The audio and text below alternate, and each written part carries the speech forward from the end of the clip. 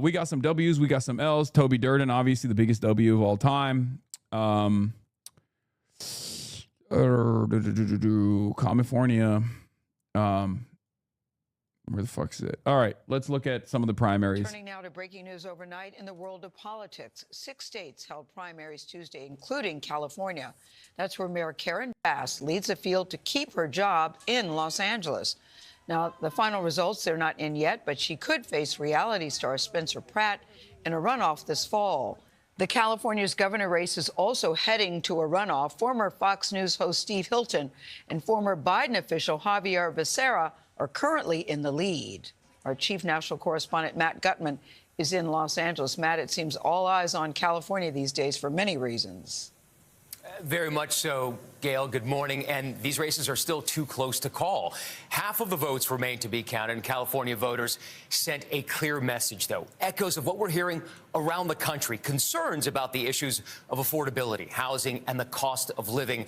And with their ballots demanding change, with Republican candidates now neck and neck with Democratic favorites in this deeply blue state.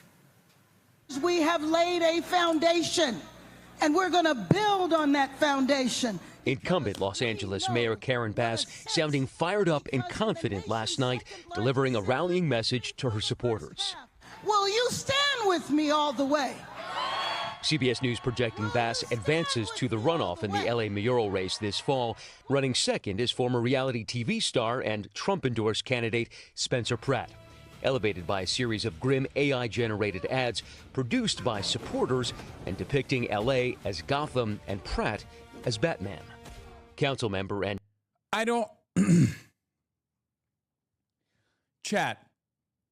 Spencer Pratt is low-key exactly what's wrong with modern American politics, a crisis in illiteracy, a reactionary crisis that we're going through currently. Okay? Like, he is everything that I despise about American politics. Just like a random dumbass with no work, no investment whatsoever in the realm of politics, completely seizing the right lane in the LA mayoral race by just being a fucking asshole on the internet and being unbelievably reactionary, because there are hundreds of thousands of Los Angelinos that are like, we should kill homeless people. Like, that's it. He just terrorized to murder the homeless, claiming they're all drug-addicted perverts that must be cordoned off and must be sent to concentration camps. And everyone was like, that's my guy. That's my fucking guy. This is the problem with large Democratic primaries. They dilute the vote, and liberal conservatives consolidate behind individual candidates to take a lion's share. Sure.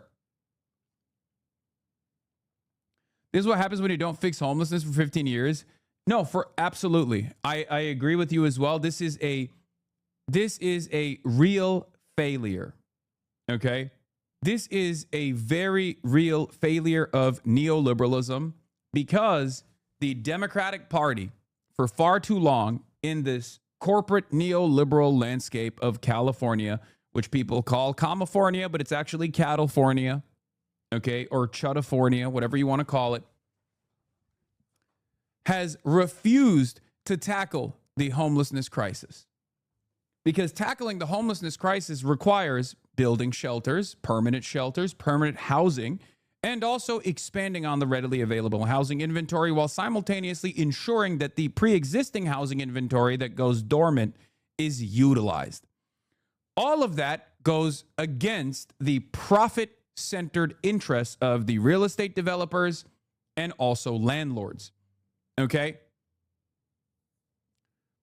California refuses to build the necessary housing, refuses to take the necessary actions that they have to take to make sure that the existing inventory is better used. Okay? And this is the reason why there are people constantly getting priced out of the housing market and becoming homeless. And if you don't fix it for decades and decades and decades in this problem bubbles up, it continues to grow. Of course, inevitably, a right winger is going to come in and be like, the solution is to kill them. The solution is to just jail them, which we already do. That's it. That's it. And there are a lot of rich Californians in our otherwise very sheltered society, a lot of rich Los Angelinos in our otherwise very segmented, partitioned, sheltered, wealth disparity having environment, whatever you want to call it. That actually love this idea. They find this idea to be great because they see homeless people and they see homeless people as a scary nuisance that must be destroyed. No matter what the cost is, they start believing that homelessness is only a problem because they see it, and the only reason why they see it is because woke libtards won't actually do what's necessary, do what must be done, which is to punish the homeless, to instead of trying to address the problem, instead of addressing the root of this issue, which is housing, right? Which is regular Los Angelinos that work normal jobs having to live out of their fucking cars and exist in the parking lots of the place of business that they work at. And I've literally interviewed some of these guys. If you remember, I interviewed someone who works at LAX who, for an extended period of time, was homeless. He had a job, as do many homeless people, right? Just like many other homeless people, he had a job, but he was forced to live out of his car in the LAX parking lot. These people think homelessness is a fucking choice. They don't understand that homelessness is directly born out of the unbelievably fucked housing market in this stupid fucking state, in this stupid fucking city. They don't want to recognize that they too could be homeless. And it sucks. It sucks. Which is ironic because the woke libtards are the ones saying we could fix homelessness overnight like many places did during COVID. People rough on the streets is a political choice. They prefer not to spend the money to house people even in temporary situations. Yeah.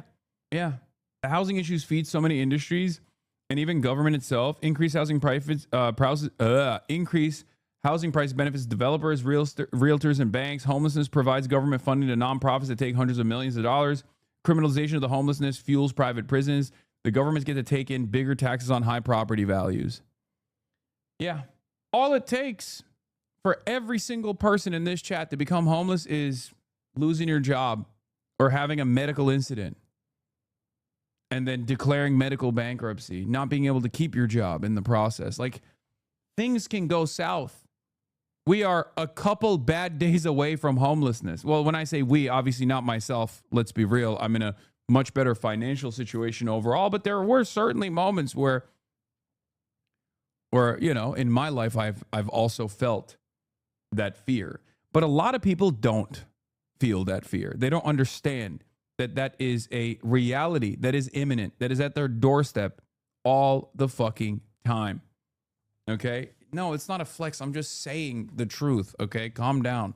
Spencer Pratt is far from a full throttle reactionary. There are far worse figures in the Republican establishment. He also does a much better job appealing to the average Democrat voter. Isn't an extreme as many Republicans. Why do you have so much smoke for him? Because he's a fucking dullard.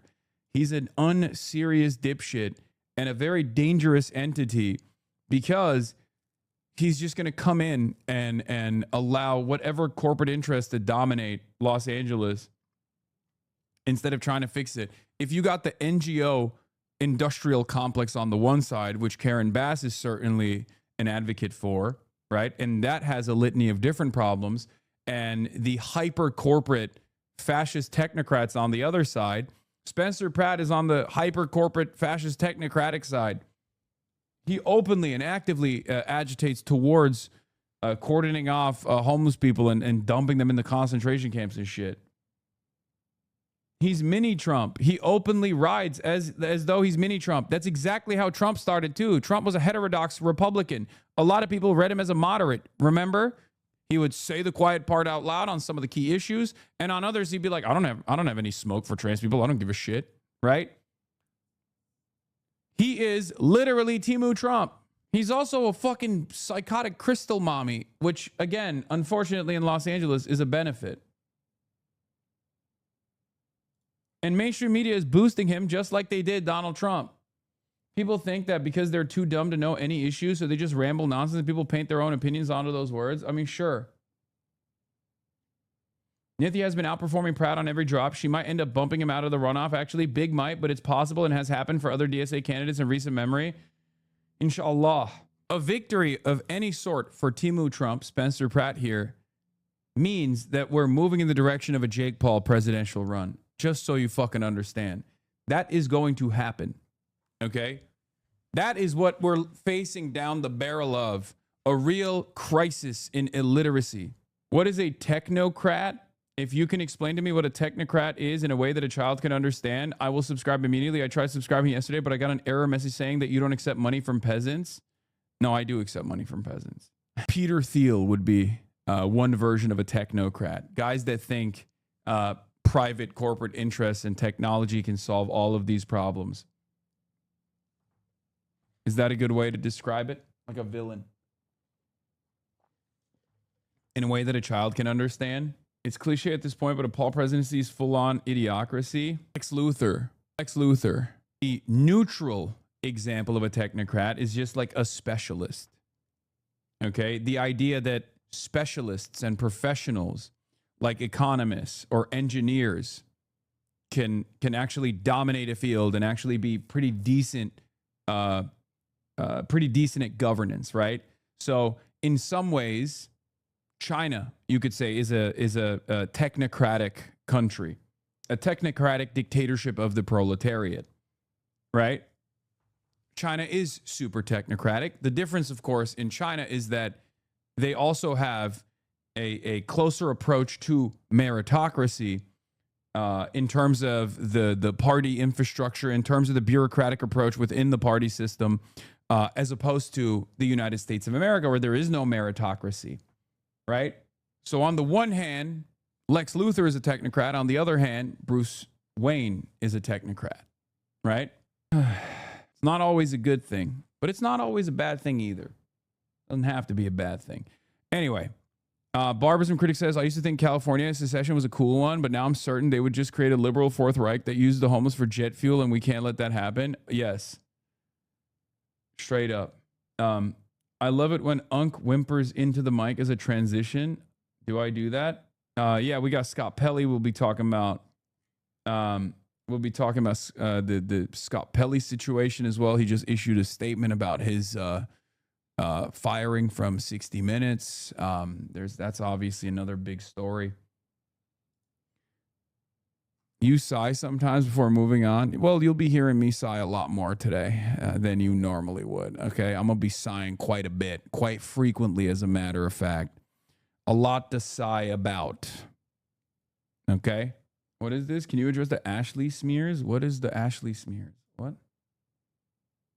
And Yao doing this shit is weird. Why is he doing it? Feels stupid. I don't know what he did, so I'm unfamiliar. But let's get back to the California race. Democratic Socialist Nithya Raman currently running third. Los Angeles is the most magical city in the entire world. Win or lose. I didn't know I'd be here tonight, but it's obviously God's plan, and I'm going to go all the way. Pratt came out to a chaotic scene outside his private, star-studded watch party where the media was shut out. He'd entered the mayoral race after losing his Pacific Palisades home in last year's devastating fires. In the gubernatorial race to replace termed-out Gavin Newsom, former Fox News host, Republican Steve Hilton, is looking to flip the deeply blue state. California means to America what America means to the world. He has a slim lead over former Biden administration official Javier Becerra. After all the exhausting ads are run, the pundits are spun, and the billionaires try to buy their way in, it's the people, only the people, who get the last word. In third, environmental advocate Tom Steyer, who self-financed his $200 million campaign. Voters we spoke to made it clear the one issue that mattered most Affordability. Alan? Affordability, yeah. Truly affordability. Why? Because it's becoming untenable at this point. My wages have not risen from $25 an hour. This is why I'm saying, like, there's work to be done, but our work features the working class, okay? We organize with the working class. We give a voice to the working class that is often voiceless, right? And there's a shit ton of workers in the state of California. So I'm not discouraged by the results of last night. Okay? I'm not discouraged by it. Every victory that we put on the board all around the country is yet another example of what California politics could look like as well. That's it. There's also the SEIU and the big labor union here that is also somewhat aligned with corporate Democrats in many instances. So obviously there are there are a lot of issues. There's a lot of complications. There's a lot of hurdles to clear. Do you think the voters might be too fucking stupid? No, they're just devoid of good alternatives. They haven't seen it. Okay, they haven't seen it. Like, even an example of Shoykat Chakrabarti is not the best example because a lot of people in San Francisco don't trust them because of the local decisions, right?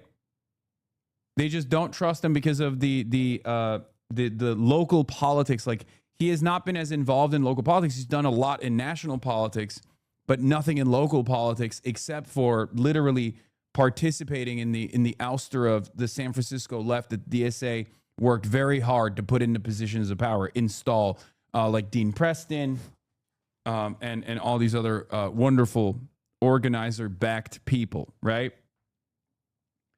I'm very familiar with this. I know I've talked about it with Shoykat as well. It's a YIMBY-NIMBY distinction from their perspective, ultimately. The number of Spencer Pratt voters is pretty mortifying, Law. Yes, just the dumbest people in the world live among us. I know. This is why I was so fucking black-pilled last night.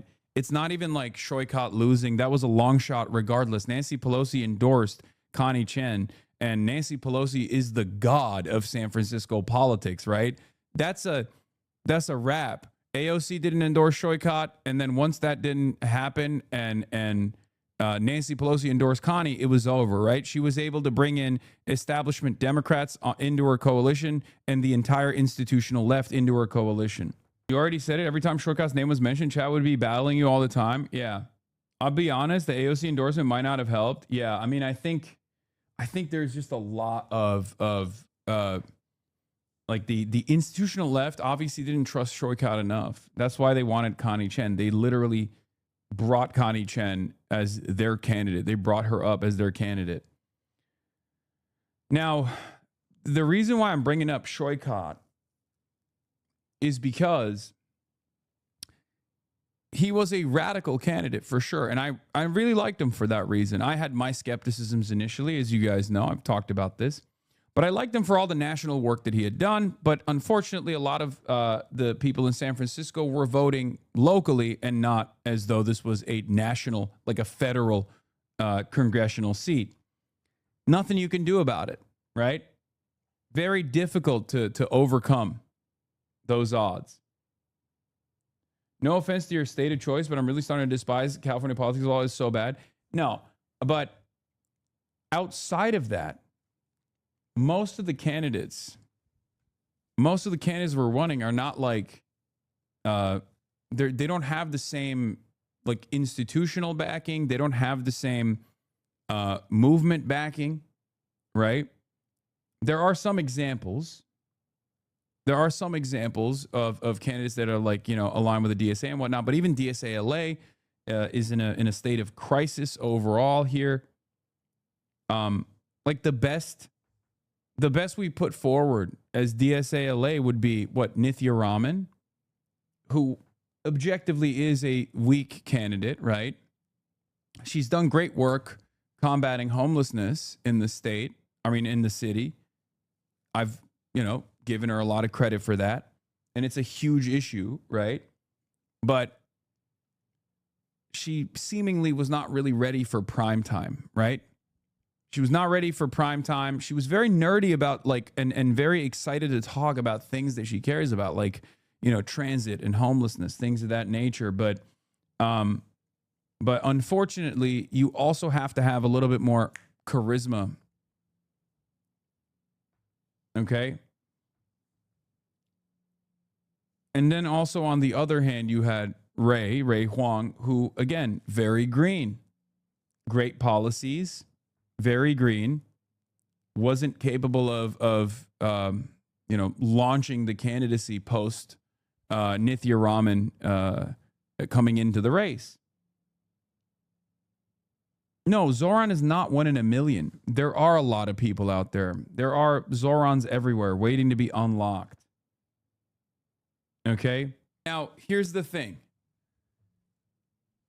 On the one hand, in some of these races, like the left person that these institutional left orgs were running were not that great. And in other instances, there was a little bit of chaos. But ultimately, this just means that there's more work to be done. Okay, that's it. I don't think people should get discouraged. I don't think people should get discouraged about the California results in general, even though the Spencer Pratt voters are unbelievably blackpilling. Like, this is the most damning thing, in my opinion.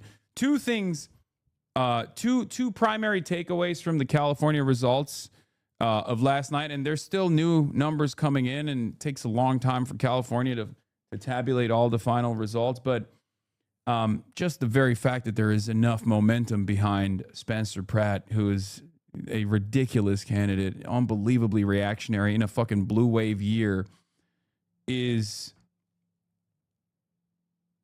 terrifying. It's not great. The other thing that was also blackpilling was Javier Becerra's rise to prominence. Almost overnight, he went from like barely cracking the top 5 to being the guy once Eric Swalwell had to drop off, right? Eric Swalwell drops out because of the sexual harassment, sexual assault allegations against him. And then almost overnight, everyone's like, Chevron's top guy? That's the guy for me. That's Tio Becerra. Yeah, he wasn't even in the top 5. Look, 2 months ago, Javier Becerra was at 4%. Eric Swalwell drops out. Boom. He just rocket ships to the top. How the fuck does that happen? How the fuck does that happen, bro?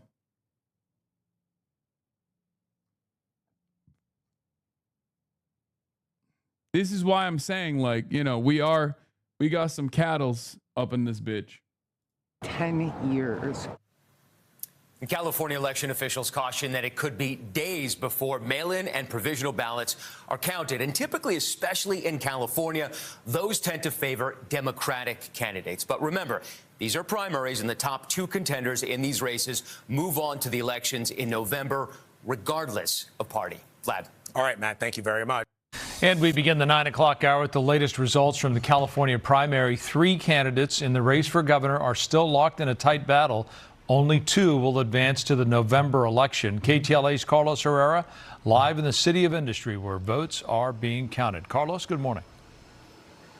Hey, good morning, Frank. I honestly think Tom has a shot. He still does, yes. It's a long shot, but it's a shot nonetheless. And that's not even copium. That's not even copium because of the insane ways that California votes and the insane ways that California actually collects the votes and dumps the votes. Big dumps with a significant percentage lead for Tom Steyer, as long as it continues all the way to same day voting, could potentially edge out a second place margin for Tom Steyer over Hilton, the right wing former Fox News host that is the Trump selected pick here. So there is still, there's an estimated 4 million ballots that have yet to be counted. So there is a lot of space for Tom Steyer here to make up for. But we shall see. A very fascinating process to see up and close here in the City of Industry. Dozens of employees here this morning, many of them working several hours to make this happen. Of course, California now slowly counting the votes in its contest, the counting being closely monitored by several poll watchers who have no party affiliation. Yeah, I'm going to Denver too, by the way. And yes, I will be taking a photo with Lucifer. So I'm here just because I think it's so important to be an involved citizen and to make sure our election process is fair. It's just so important for citizens, like regular, ordinary people like me, to be involved in this process because ultimately we are the ones that hold our elected officials accountable. Now to these numbers in the race to succeed termed out Governor Gavin Newsom with more than half of the ballots counted. Republican Steve Hilton has opened a 3-point lead over Democrat Javier Becerra, who is second with 25%. Democrat Tom Steyer is third with 20%. All of them, of course, appearing to have separated from the pack among likely primary voters. Speaking before a crowd of supporters in Huntington Beach, former Fox News host Steve Hilton last night said the Golden State has a chance to vote for change in November. The Republican was endorsed by President Donald Trump, which gave him a huge boost in support. He urged voters to back his bid for governor to avoid the possibility of being locked out of the November election by 2 Democrats. This is our moment. This is our time. It is the time for change. It's time for some balance. Wait till you see what we've got coming in the months ahead. Wait till you see our plans for change. Wait till you see the team that we're going to put together. You've seen nothing like it in California before. We are going to be better prepared than any incoming administration in the history of our state to make... California's about to be a bog, British-occupied government, okay? Goddamn immigrants coming in here with their ideology, with their right-wing ideology. Talking about some Tory shit. I don't know what a Tory is. Change happen. Former State Attorney General and Biden Cabinet Secretary Javier Becerra holding a 32nd place. Support for him had surged in recent polls after months of wallowing near the bottom of a crowded field of Democrats. He would be a heavy favorite in a state where registered Democrats outnumber Republicans by nearly 5 million voters. California, thank you very much. November, here we come.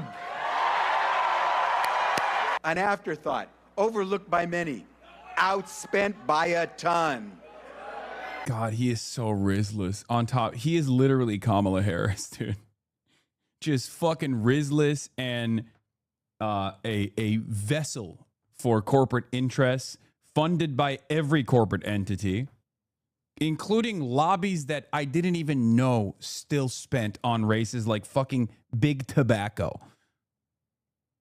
I can't believe it. It's just, God, it is so black pilling.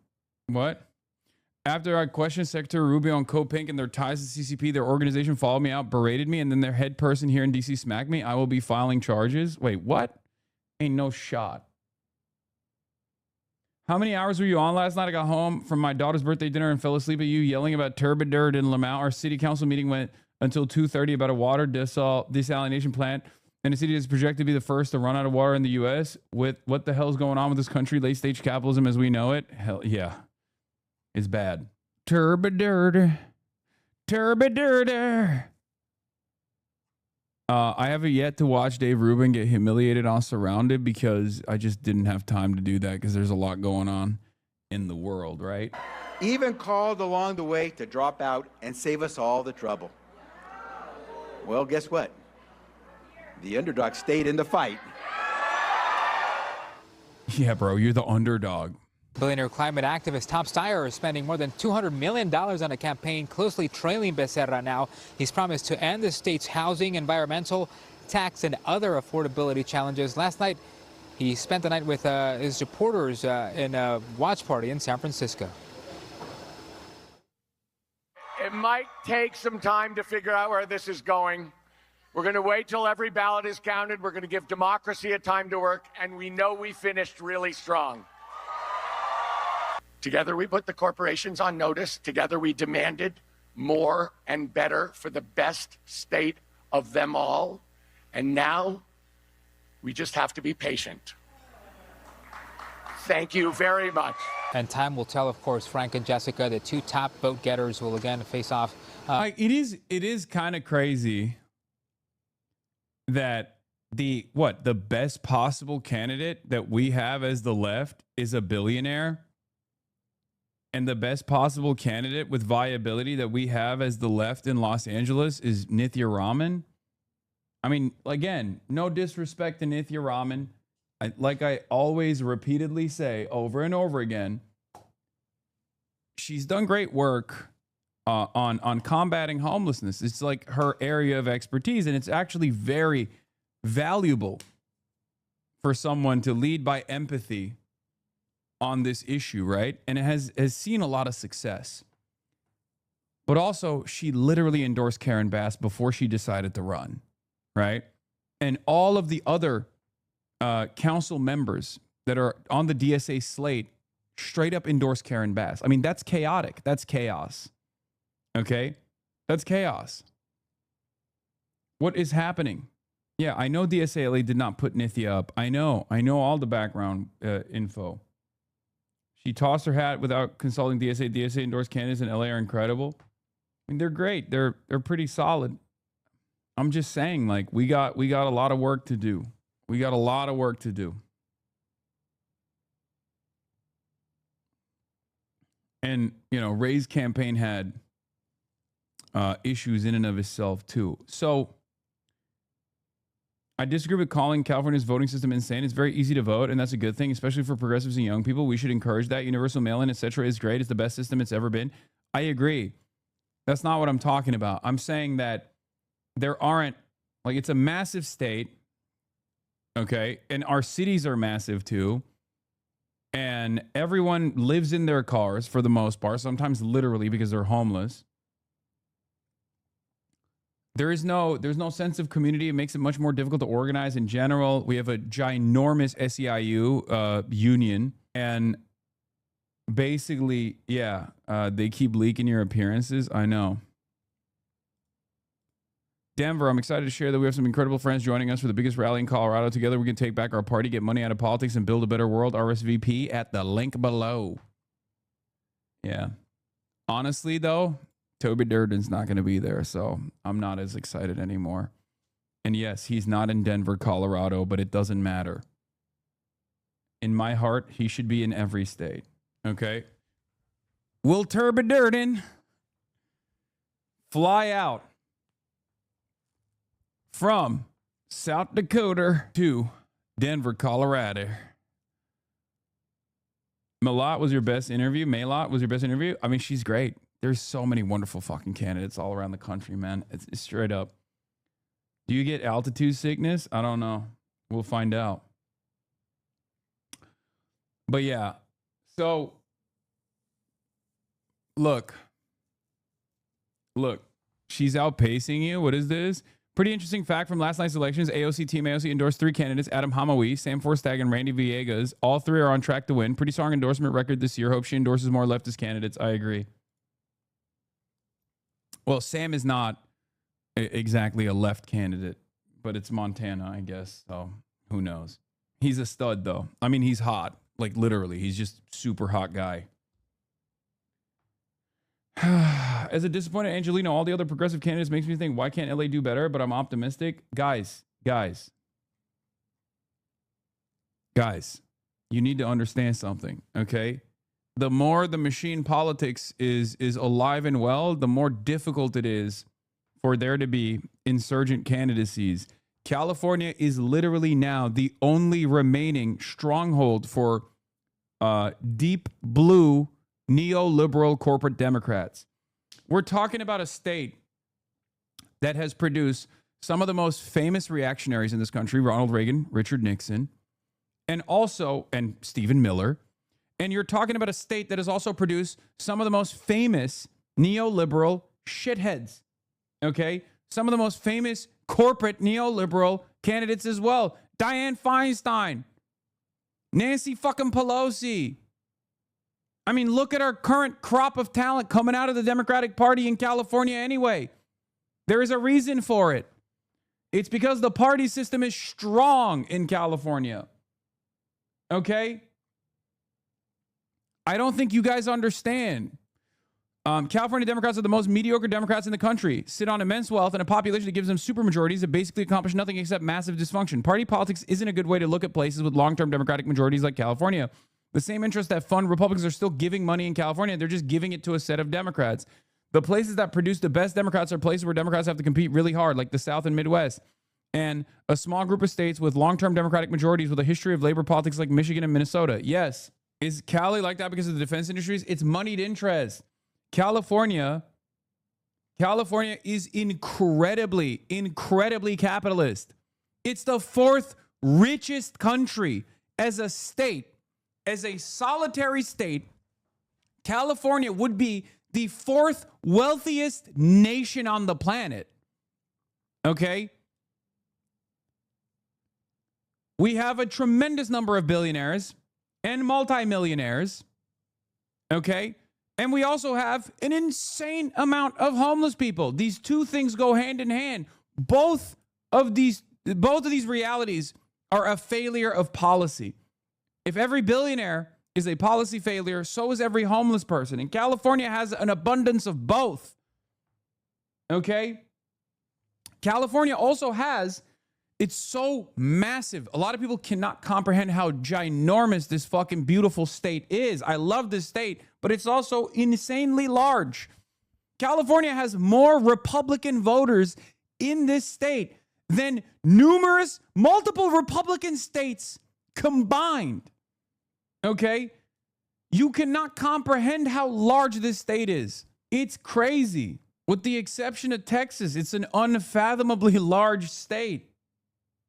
Who told you Sam Forstag wasn't a progressive? I didn't say he wasn't a progressive. I just said he isn't the most progressive. He's not like a DSA candidate is what I'm saying, which is true. He's not. I think he's had like a wishy-washy take on Israel in general. He's not fully on board with Medicare for all. I don't know why. As a tenant union organizer, he was the guy. Wait, okay. I place a lot of respect in your analysis then. As a tenant union organizer in Montana, the other candidate wasn't running a very serious campaign, and every progressive local and state politician worth a damn endorsed Forstag. No, I'm not saying there was a better candidate. I'm just saying he's not as progressive as like the insurgent candidates that we normally look at and promote. Do you understand? His healthcare policy is interesting because like it looks like it's Medicare for all, but he won't say it. And I don't know why. But he's a union guy. He's cool. Like his background is really cool. He's a stud. He's got great endorsements. But obviously I'm comparing Sam Forstag to like Chris Rabb, right? And in comparison to Chris Rabb, he's kind of a liberal. But also, it's Montana, right? It's fucking Montana. So I get it. Like I'm giving grace, right? I think even in Montana, you could still have a Medicare for all candidate. But you know, 2024 Republican votes in California were 6 million. In Texas, it was 6.3 million. In Florida, it was 6.1 million. So Florida had more than California. Only two states had more Republican voters than California in 2024. He's also stronger on Palestine than you might have heard. I'm unfamiliar, but well, I would love to find out more. Friend works in LA County Gov. Their union endorsed Becerra. Wonder if union endorsements are similar to this swayed results. Yes, they did. There are a lot of powerful forces in California politics that are a part of the establishment machine, right?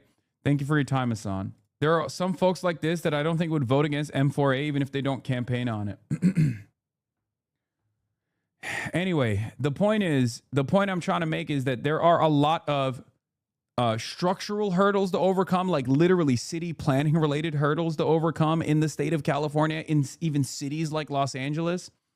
I've thought about this a lot. Okay. analyzing the situation in San Francisco, which was probably the only city, the only major city in California that actually had asses in seats, like legitimate left politicians, legitimate socialist politicians, DSA politicians, and they got destroyed by the fucking fascist technocrats in San Francisco while they were simultaneously being priced out of San Francisco, right? There's a reason for why San Francisco actually had a robust DSA movement, not dissimilar to like places like Seattle or Denver, okay? And I think that is because they have somewhat of a working municipal, like they have a working public transit system. It resembles a real city, whereas Los Angeles does not, right? Because you look at all these other cities in other states in the Pacific Northwest, for example, and you see that there are DSA-backed candidates running all the time in these places, right? Whereas it doesn't really exist in California, in the major cities in California, in Los Angeles, in San Francisco, in San Diego, okay? And I think the reason for why is because Los Angeles and San Diego are exurbs and patchworks of suburbs that don't have any ecosystem that brings the entire city together. And there is tremendous resistance against bringing the entire city together. Public transit is a laughable notion here in Los Angeles, for example. Obviously, there's some improvements, but that makes organizing very difficult. Okay? That makes organizing very difficult. No third spaces. These are genuine structural hurdles to overcome if you are going to organize. Right? And then there are obviously the party. There are obviously issues within the party system. Establishment Democrats run the show here. That is very clear. Right? Please don't forget that LA built a Democratic coalition of over 60 orgs to fight back against ICE last summer, and that became the blueprint for anti-ICE organizing nationwide. The people are building power. It's just not materializing in elections. Also true. Also true. But that is decentralized activism, right? That's a coalition of anarchists, socialists, communists, liberals in general, taking that and building a movement out of it. Holy shit, this guy took the photo earlier this morning, and I cannot believe that it's already up. That's unbelievable. Yeah, I did an interview with the Times UK. I think there's truth to the idea that things like public transit also show how the power of government can directly impact people's lives, public services in general. Absolutely. All right, someone needs to find a way around this paywall for me. That's a 3 out of 10 leg cross. You got to up your game. I disagree. I think I look good. I think it's a good leg cross. You're absolutely correct on your take about the infrastructure being a huge hurdle. My mom and I both noticed we didn't see a single door knocker in our neighborhood in SoCal throughout this entire election cycle. Yes. Yes. That's a huge problem. It makes it much more difficult to when you don't have a coherent sense of community, because the cities are not walkable, because there's no public transit, and that feeds into non-walkable cities. It's like car-reliant infrastructure. That makes it much more difficult to door knock. That makes it much more difficult to organize in general. These are all major structural hurdles, but then there's also the hurdles that you have to clear with the party machine, the Democratic Party's election machine that relies on all of the major labor unions in this country, right? Or major labor unions in California, sorry. Like that also makes it very difficult. So there are a lot of issues here, but they're not issues that we can't overcome. Okay? They're not issues that we cannot overcome. We can overcome these issues. We will overcome these issues. Okay? It just requires more work. If we put the time and effort, and if we get these centimillionaires like Shoykot and billionaires like Tom Steyer to fund these initiatives, maybe we could actually build a system here. Who knows? Because it's very clear when they run themselves, it doesn't really work that well, right? What is this? Hassan, did you address New York City exposing that you're a gooner? Did you watch the goon material before opening stream? Is that what you do every time you put time and effort into gooning? Do you fund your gooning habits? Do you have a system of gooning? Yeah, all of it is true. We'll get to that in a little bit. I mean, it's the classic. This is the best possible way to talk about this. Fuck New York Post. It appears you're threatening billionaire interests. Anyway, here's a picture of your house. They fucking sent a drone to my house, man. They literally sent a drone to my motherfucking house. It's unbelievable. That's the reason why I didn't want to talk about it yesterday, because it's like a clear docs. But fuck it. I mean, it's gone unbelievably viral at this point. So, yeah.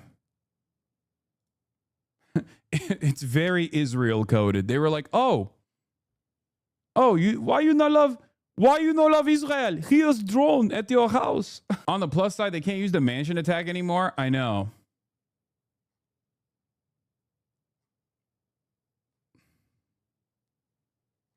That's on purpose, by the way. I had literal fucking journalists reach out to me and were like, it kind of feels like they put the fucking hit out on you, my boy. Yeah.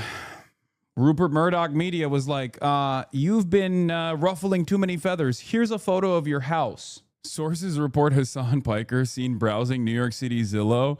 True. True. I will say, I've been seeing even your haters saying that your house is just a normal ass house. Yeah, it's always been a normal ass house. That's why every single person that has come to visit me here has been like, this is the house you got fucking canceled over? Yeah. People just hear the fucking price and lose their minds and assume it's like a mega mansion or something. It's so crazy. They don't understand that it's a byproduct of, yeah. And also there's, the most annoying fucking losers who may or may not have given a quote to the article, by the way, former friend, they say in the article. Finally, an article that approaches us on creepiness. She did a very good job. Ethan Klein banned from celebrity poker for being a weirdo creep to women, and now he's sharing New York Post articles. What happened to this guy? I vaguely knew him as a progressive streamer, then I blinked and he was a fully deranged Zionist obsessed with Hassan. Yeah. Yeah, October 7 happened, and he lost his fucking mind.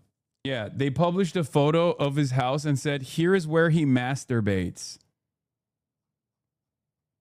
He goons here. He likes breasts. Are you not shaken to your very core? It's a really funny article that they wrote, because this was one of the articles that backfired spectacularly, because they were like, this guy is creepy. What a creep. And everyone was like, what are you fucking talking about? Literally, everyone was like, what the fuck are you talking about? It's basically Ethan Klein's Google Doc that he wrote about how I was how I have sex. Okay? You and Grand Plan are running on the pro masturbation ticket. They were pulling tweets that were obvious jokes from 2012. I know. They're treating me like I'm fucking running for Senate. Plattner pulled out of a planned event with Vote Vets and is leaving D.C. early and is returning to Maine because New York Post reporter showed up to his in-laws' house and family restaurant, per sources familiar. Like, these guys are straight up. They link in the article, Ethan Klein straight up lying about you from some tiny clip channel, same channel that suggested views of Epstein. He's sending revenge porn of his ex-wife, Lamau. They can't even do opposite without fucking it up. I know. Imagine if you were female and they did this. Here's where she lives. She keeps her dildo drawer there. Everyone would be up in fucking arms over how inappropriate that would be. Yeah, I mean, it was crazy. It's crazy. There was literally like, there's one statement in it where I was like, who the fuck would have said that? Off camera, he's very stiff and impersonal. I can't tell how much of what he says he actually believes. He definitely leverages a creep on women, a former pal told the Post. I wonder who wrote that. I'm sorry, but despite what I think about Hassan, I think promoting the New York Post may backfire, as they're doing nothing to sound any more reputable like a 1990s tabloid gossip magazine biased towards regular readers of Murdoch rags. This all seems desperate, not gonna lie. Who's the former pal that told New York Post? All roads point to Ethan, lol. Ethan is the former pal. This is Ethan Klein's own subreddit. calling him out for this shit. They literally do the same thing that Ethan has been trying to do, that Sexpestany started when he... Here's where this all roads lead back to Ethan Klein and Sexpestany, okay? Here's why. Epstein was trying to procure CSAM in exchange for revenge pornography that he was distributing to a bunch of people, including one person that turns out was underage. He's now being sued in court over this. So what did Sexpestany do? But Hassan. That's what he did. He turned around and was like, well, what about Hassan? And his fucking dumbass audience ate that shit up. Every time this dumbass gets into trouble due to his own fucking gluttony, due to his own weirdo behavior, his own narcissism, his self-destructive behavior, he will then turn around and go, Hassan does this too. And it's never something that I've done, right? They always go, Hassan has done this as well. I'll have you know. And it's never something that I've actually done, right? They just try to do the no you defense. And in this circumstance, it's just like a bunch of different things that they've pulled of like people joking. Remember back in the day when it was when the common meta on Twitch was, oh, he can't keep getting away with it. And people that are like peeking over my shoulder at my phone and being like, oh my God, what is that? Most of it is a fucking meme, but they make it seem as though this is like me sharing, nudes that I've received. It's like, half of it is unsolicited, and the other half is not even fucking like nudes. They're just suspecting it, right?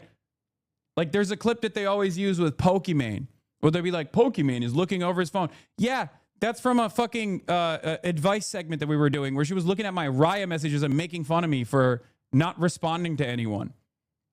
But they make it seem like she's seeing nudes. It's crazy. Half of it is just me joking around on the Fear End podcast about having a fap top, and then these guys turning around and acting as though it's a serious thing. It's ridiculous. It's just like a weird mishmash of jokes and insincere suspicions, and it makes no fucking sense because none of it is like actually. Like, the only consent being violated in this instance is my consent. You know? And it's very strange because it was so unbelievably invasive of my privacy and so over the top. What is this? Uh-oh. Yeah, I know. Trump is pro-communism now. It was so unbelievably invasive of my privacy and so fucking over the top that it backfired on them. Yeah, it's literally just this Google Doc, by the way. The article is just this Google Doc that everyone dunked on Ethan Klein for. I guess he just like offloaded it to fucking New York Post. They're like, oh, he dated a porn star. It's like, what the fuck? Lachlan Murdoch, Rupert's heir, has a publicly available address in Bel Air. He owns the mansion that was used for Beverly Hillbillies. I mean, it doesn't matter. I'm just saying, like it's insane. Dude, sending a fucking drone to my house to do an aerial shot is fucking insane. It's like an objectively insane thing to do. It's like straight up one of the most insane things that I never thought I would have to deal with. And yet they did it.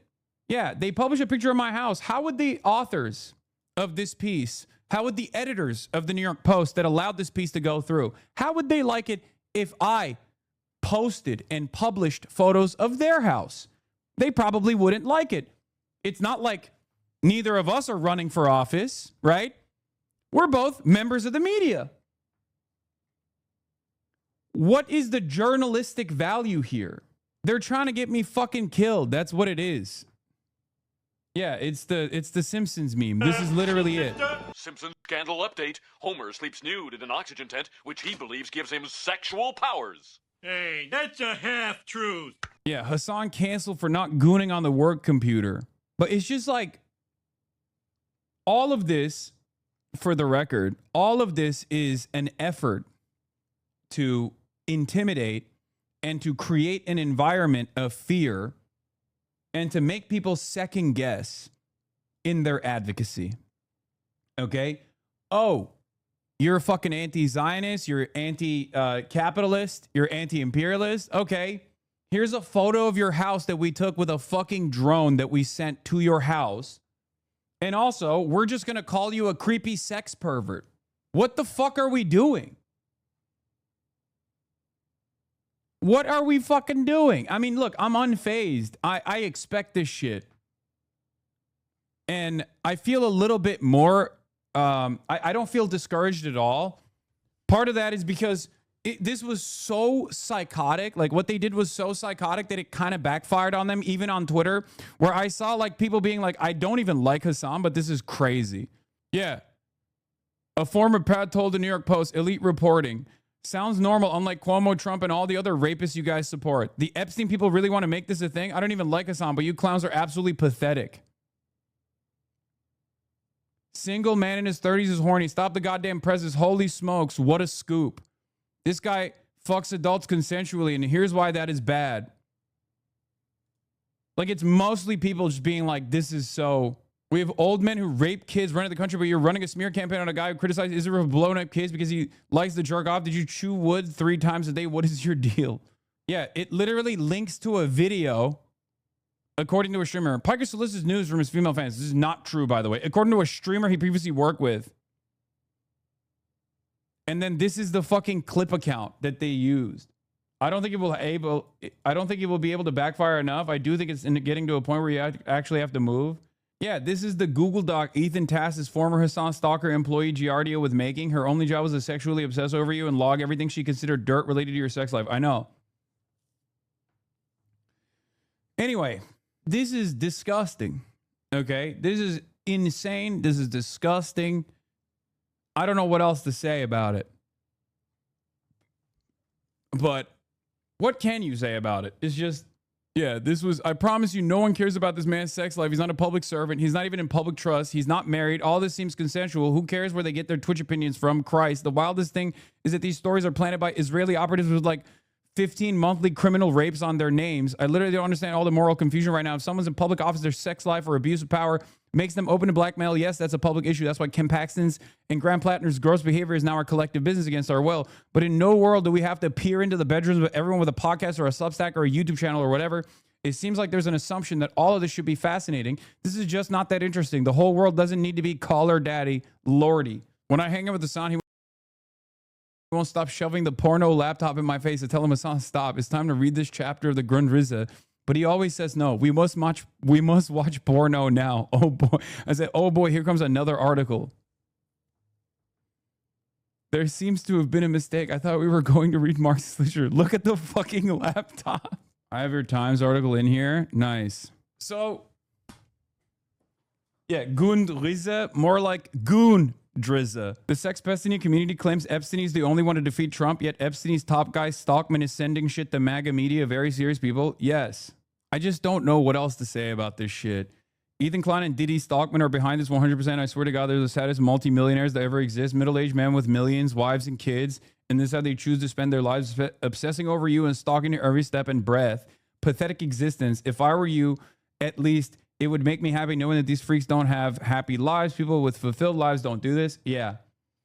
Yeah, the sex pest Epstein recently got outed for doing age play with another Groiper's wife and involved each other's children, apparently. Like, that guy has a litany of controversies on a fucking weekly basis. But the problem for me, you might be wondering, what the fuck does some random Zionist, liberal debate pervert and his controversies have to do with you? Because every time he's involved, he's embroiled in another scandal, okay? Because he can't keep his dick in his fucking pants, and he has like weird ass sexual fantasies. Every time that shit happens, boom, immediately his fan base is like, well, what about Hassan? It's so funny when you guys try to lie about Hassan because it's always projection. Always. Bro, just stick to your own controversies, man. You don't have to get me fucking involved in this shit by lying every single goddamn time. Yeah, his own son is clowning on him. His own son's a Groiper. His own son's a neo-Nazi. You should see the DH play stuff. It's gross. I just don't care enough to cover that shit, okay? Unlike them, I feel like there's more serious things to talk about, right? Unfortunately, I keep finding myself in the crosshairs of some of the most insane people and have to fucking deal with that nonsense on a daily fucking basis. Because the only group that I've mentioned this before, there's only one group, right, that has institutional power that behaves like fucking sweaty neo-Nazis doing Gamergate, and that is the Zionist lobby. Okay? That's it. The Zionist lobby and the Hasbara machine is the only group that is like a well-respected group that actually has institutional motion that behaves exactly like Gamergate perverts do. They'll dox you. They'll come after you. It doesn't matter what the targets are. They'll A-log you. It's fucking Kiwi Farms. That's literally what the Canary mission is, right? They're vicious. But once again, as I always say, in the aftermath of these sorts of attacks that are completely psychotic and a major violation of my privacy, and just outright smears in general, what do I always say? I am unbowed. Okay? They can't tackle the message, so they try to shoot the messenger. And sometimes they literally want the messenger to be shot and killed. Ridiculous. In any case, here's a more recent comparison of what they do to you even when you win. Adam Hamawi. Stud. Incredible background. One of the kindest people that I've ever met. It was an honor to be able to aid him in the congressional race that he was running in.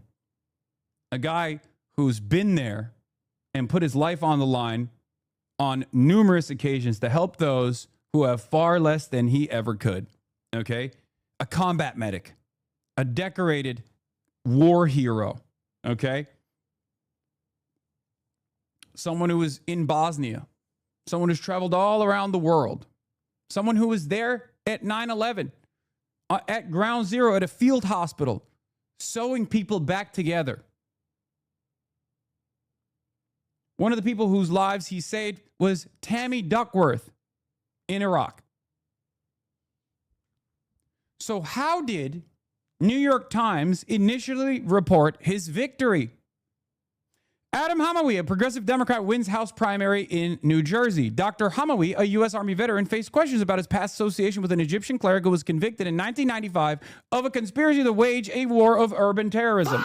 I said, New York Times, can you please have some decency about a decorated war veteran, combat surgeon who saved Tammy Duckworth's life, who treated 9/11 first responders, and was in Gaza during the genocide? I get that he's Muslim and an anti-Zionist, but this is a shameful and racist subheader, to which the New York Times, to their credit, I guess, I don't want to really give them credit for it because they should have never actually fucking posted that shit. Disgusting. They did actually change their subheader to Dr. Hamawi, a U.S. Army veteran, has been an outspoken critic of Israel's war in Gaza. His victory makes him the heavy favorite to win in November in the left-leaning district. But the very fact that they thought that they could come out of the gate swinging with that, as I showed you, was a more like a liberal version of the exact same thing that Fox News wrote about him, ironically enough, shows that the New York Times still has a real issue with people who are anti-Zionist in the way that they cover Muslim candidates. It's ridiculous. It's gross. I'm glad that they changed it, though. Everybody should point to this garbage when anyone tries to say this country cares about veterans. Of course they don't fucking give a shit about veterans, brother. Of course they don't. Doors open. My point is, this is the reason why Adam Hamawi is being attacked, because he's Muslim and he's anti-Zionist. But even if you're not Muslim and you're still, a combat veteran, Graham Plattner, you still get attacked. Okay? You still get attacked. Why?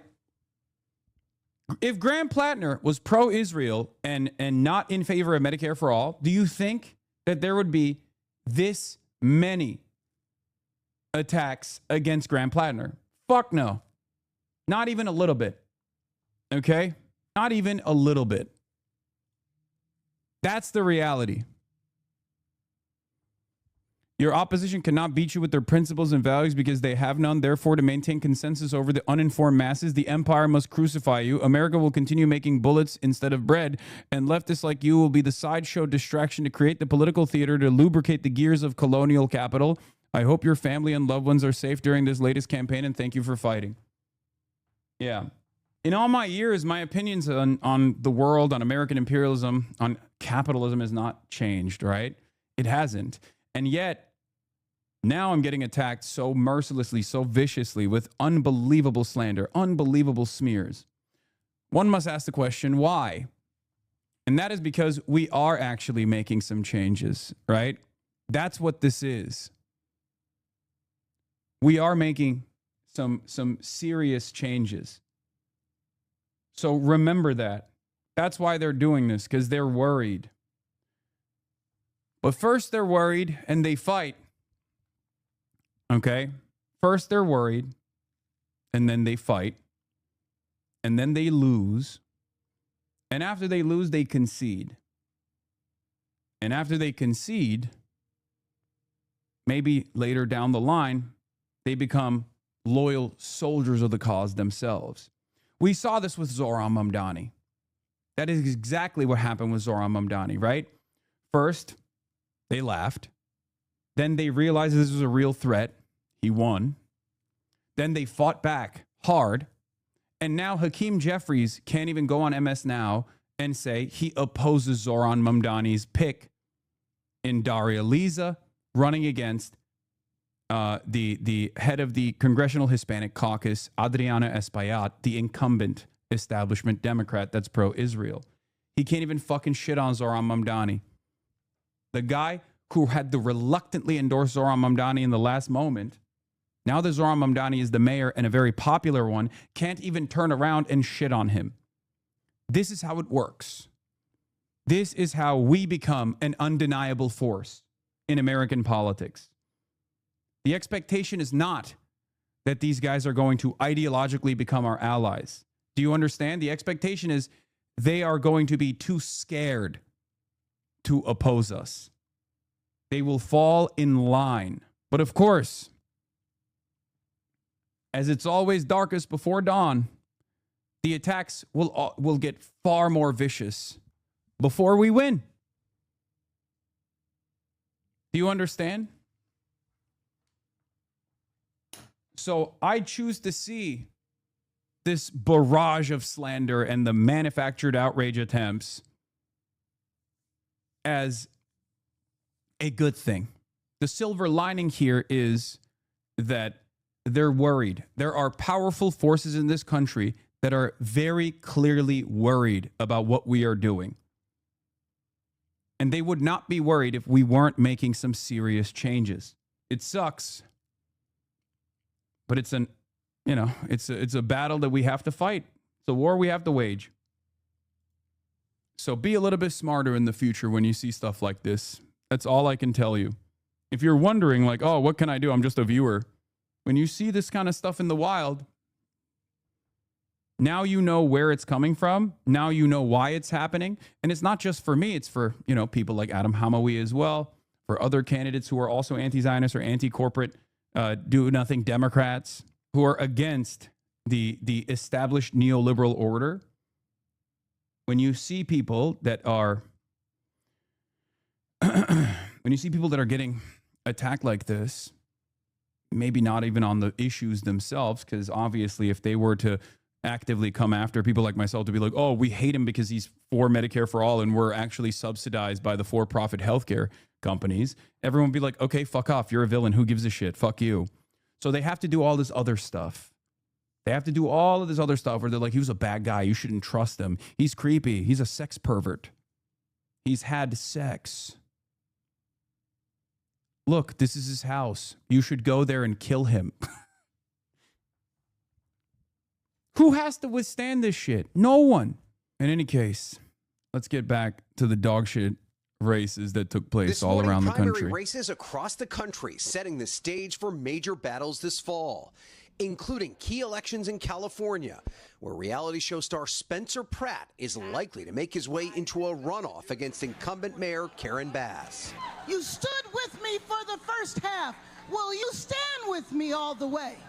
Pratt is a registered Republican running without party affiliation, whose anti-establishment campaign has galvanized a core of the city's fed-up voters. His anti-establishment campaign is literally basically the mini version of Trump. It doesn't get more establishment than that. Oh. I'm an Angelino who said enough is enough, and I had to step up. I didn't know I'd be here tonight, but this is obviously God's plan. With all eyes on the state's governor's race, too. November, here we come. Former State Attorney General Javier Becerra riding a late surge of support over fellow Democrats to finish in the top two. If elected, he'd become the first Latino governor since 1875. Este es tu estado.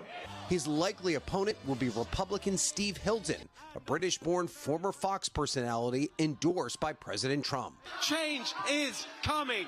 With Republicans fighting to maintain their razor-thin House majority in the midterm elections, one of the most competitive contests is brewing in a New Jersey battleground district. Democrats choosing former Navy helicopter pilot Rebecca Bennett to take on Republican incumbent Tom Kean. Kean has not been seen publicly in 3 months, missing more than 100 House votes as he handles what his office calls a personal medical issue. Kean breaking his silence Tuesday, saying in a statement that he will transition from virtual work to in-person work within a matter of weeks. The battle for Senate also taking shape. In deep red Iowa, Democrats are aiming to flip the Senate seat held by retiring GOP incumbent Joni Ernst. State lawmaker Josh Turek winning the Democratic primary overnight, casting himself as the change candidate. We need a fighter for the people. He'll face off against the Republican nominee, Congresswoman Ashley Hinson, endorsed by President Trump. Thank you, President Donald J. Trump. Okay, so lots to cover. You were up late. I see your red eyes. Oh no, that's not a good sign. I know. Let's talk about, though, California and the LA race in particular. So the LA race. So what do you think is going to happen? Well, I think there's a lot of people waking up this morning surprised that a reality star could potentially be the next mayor of Los Angeles. But there's no doubt that Spencer Pratt's accomplishment here is pretty incredible, given the fact that he has no political experience. But his supporters do need a bit of a reality check. Keep in mind that Los Angeles is made up of 75% Democratic voters. So it's very... Bro, that is like, I'll be honest, that's another like incredibly black pilling moment, is that like you can have no qualifications whatsoever and you can run as like a straight reactionary with zero political experience, zero real life experience. Okay. And there are enough people that would be like, that's awesome. I love that. But if you're on the left, even if you're a liberal, right? Karen Bass is a liberal. You can have a lifetime of accomplishments, and it's still a Herculean burden for you to overcome the right-wing forces. I don't even like Karen Bass, and I'm not exactly the biggest fan of Nithya Raman either, but like these two people are not even on the same fucking planet as Spencer Pratt as far as like competence, as far as like doing a job, right? Any job, really. And this kind of shit makes me so angry because we do have a real crisis in illiteracy in this goddamn country, a crisis in stupidity in this goddamn country. Likely that vote consolidates behind the incumbent, Karen Bass, but there's no doubt that Pratt has tapped into an angst among voters in Los Angeles, and no matter what, this will be a competitive race in November. Yeah, Let's see what happens in the general election. Thank you, Ryan. Hey, just so you know, Cali just added more votes to its estimate, meaning more votes than before to count still. It went from 57.5 to 54.1. I still believe. By the way, about the Cali race, I added up by hand. In 2024, Cali had more Republican votes for Trump than the 18 smallest states combined. 18? Same in 2020. 18 states, 1 senator, by the way. Very fair. Glad we have the system. 18? Fuck! Zoran is linking up with Wemby. I'm pleased to invite Wemby to our second Commission on Government Efficiency hearing on Wednesday. What? Are you fucking kidding me? No shot. All right, that's it. I'm texting the motherfucker. That's crazy. It's a joke about him missing the game. Fuck. God damn it. Bro exposed a fake NBA head. Yeah, it's from 5 p.m. to 8 p.m. I thought he legitimately was fucking inviting him to some like city thing earlier in the day. Who's the reactionary now? Shut up. Did you hit send? I did. He's going to block your ass? I don't care. You don't follow Wemby? I don't think he doesn't really fucking use Twitter, dude. He's too woke for Twitter. He's a blue sky guy, I think. That's game 4. 8 p.m. is 30 minutes after tip off. You are getting tricked by millennial humor. I don't care. I'm going to be there. We're going to be in New York. Leaked it. Zoran is busy signing executive orders to abolish bedtime so kids can watch the Knicks. Yeah, I saw that. Yeah, anarchists rise up, by the way. Anarchists fucking rise up, by the way. Straight up. Anyway.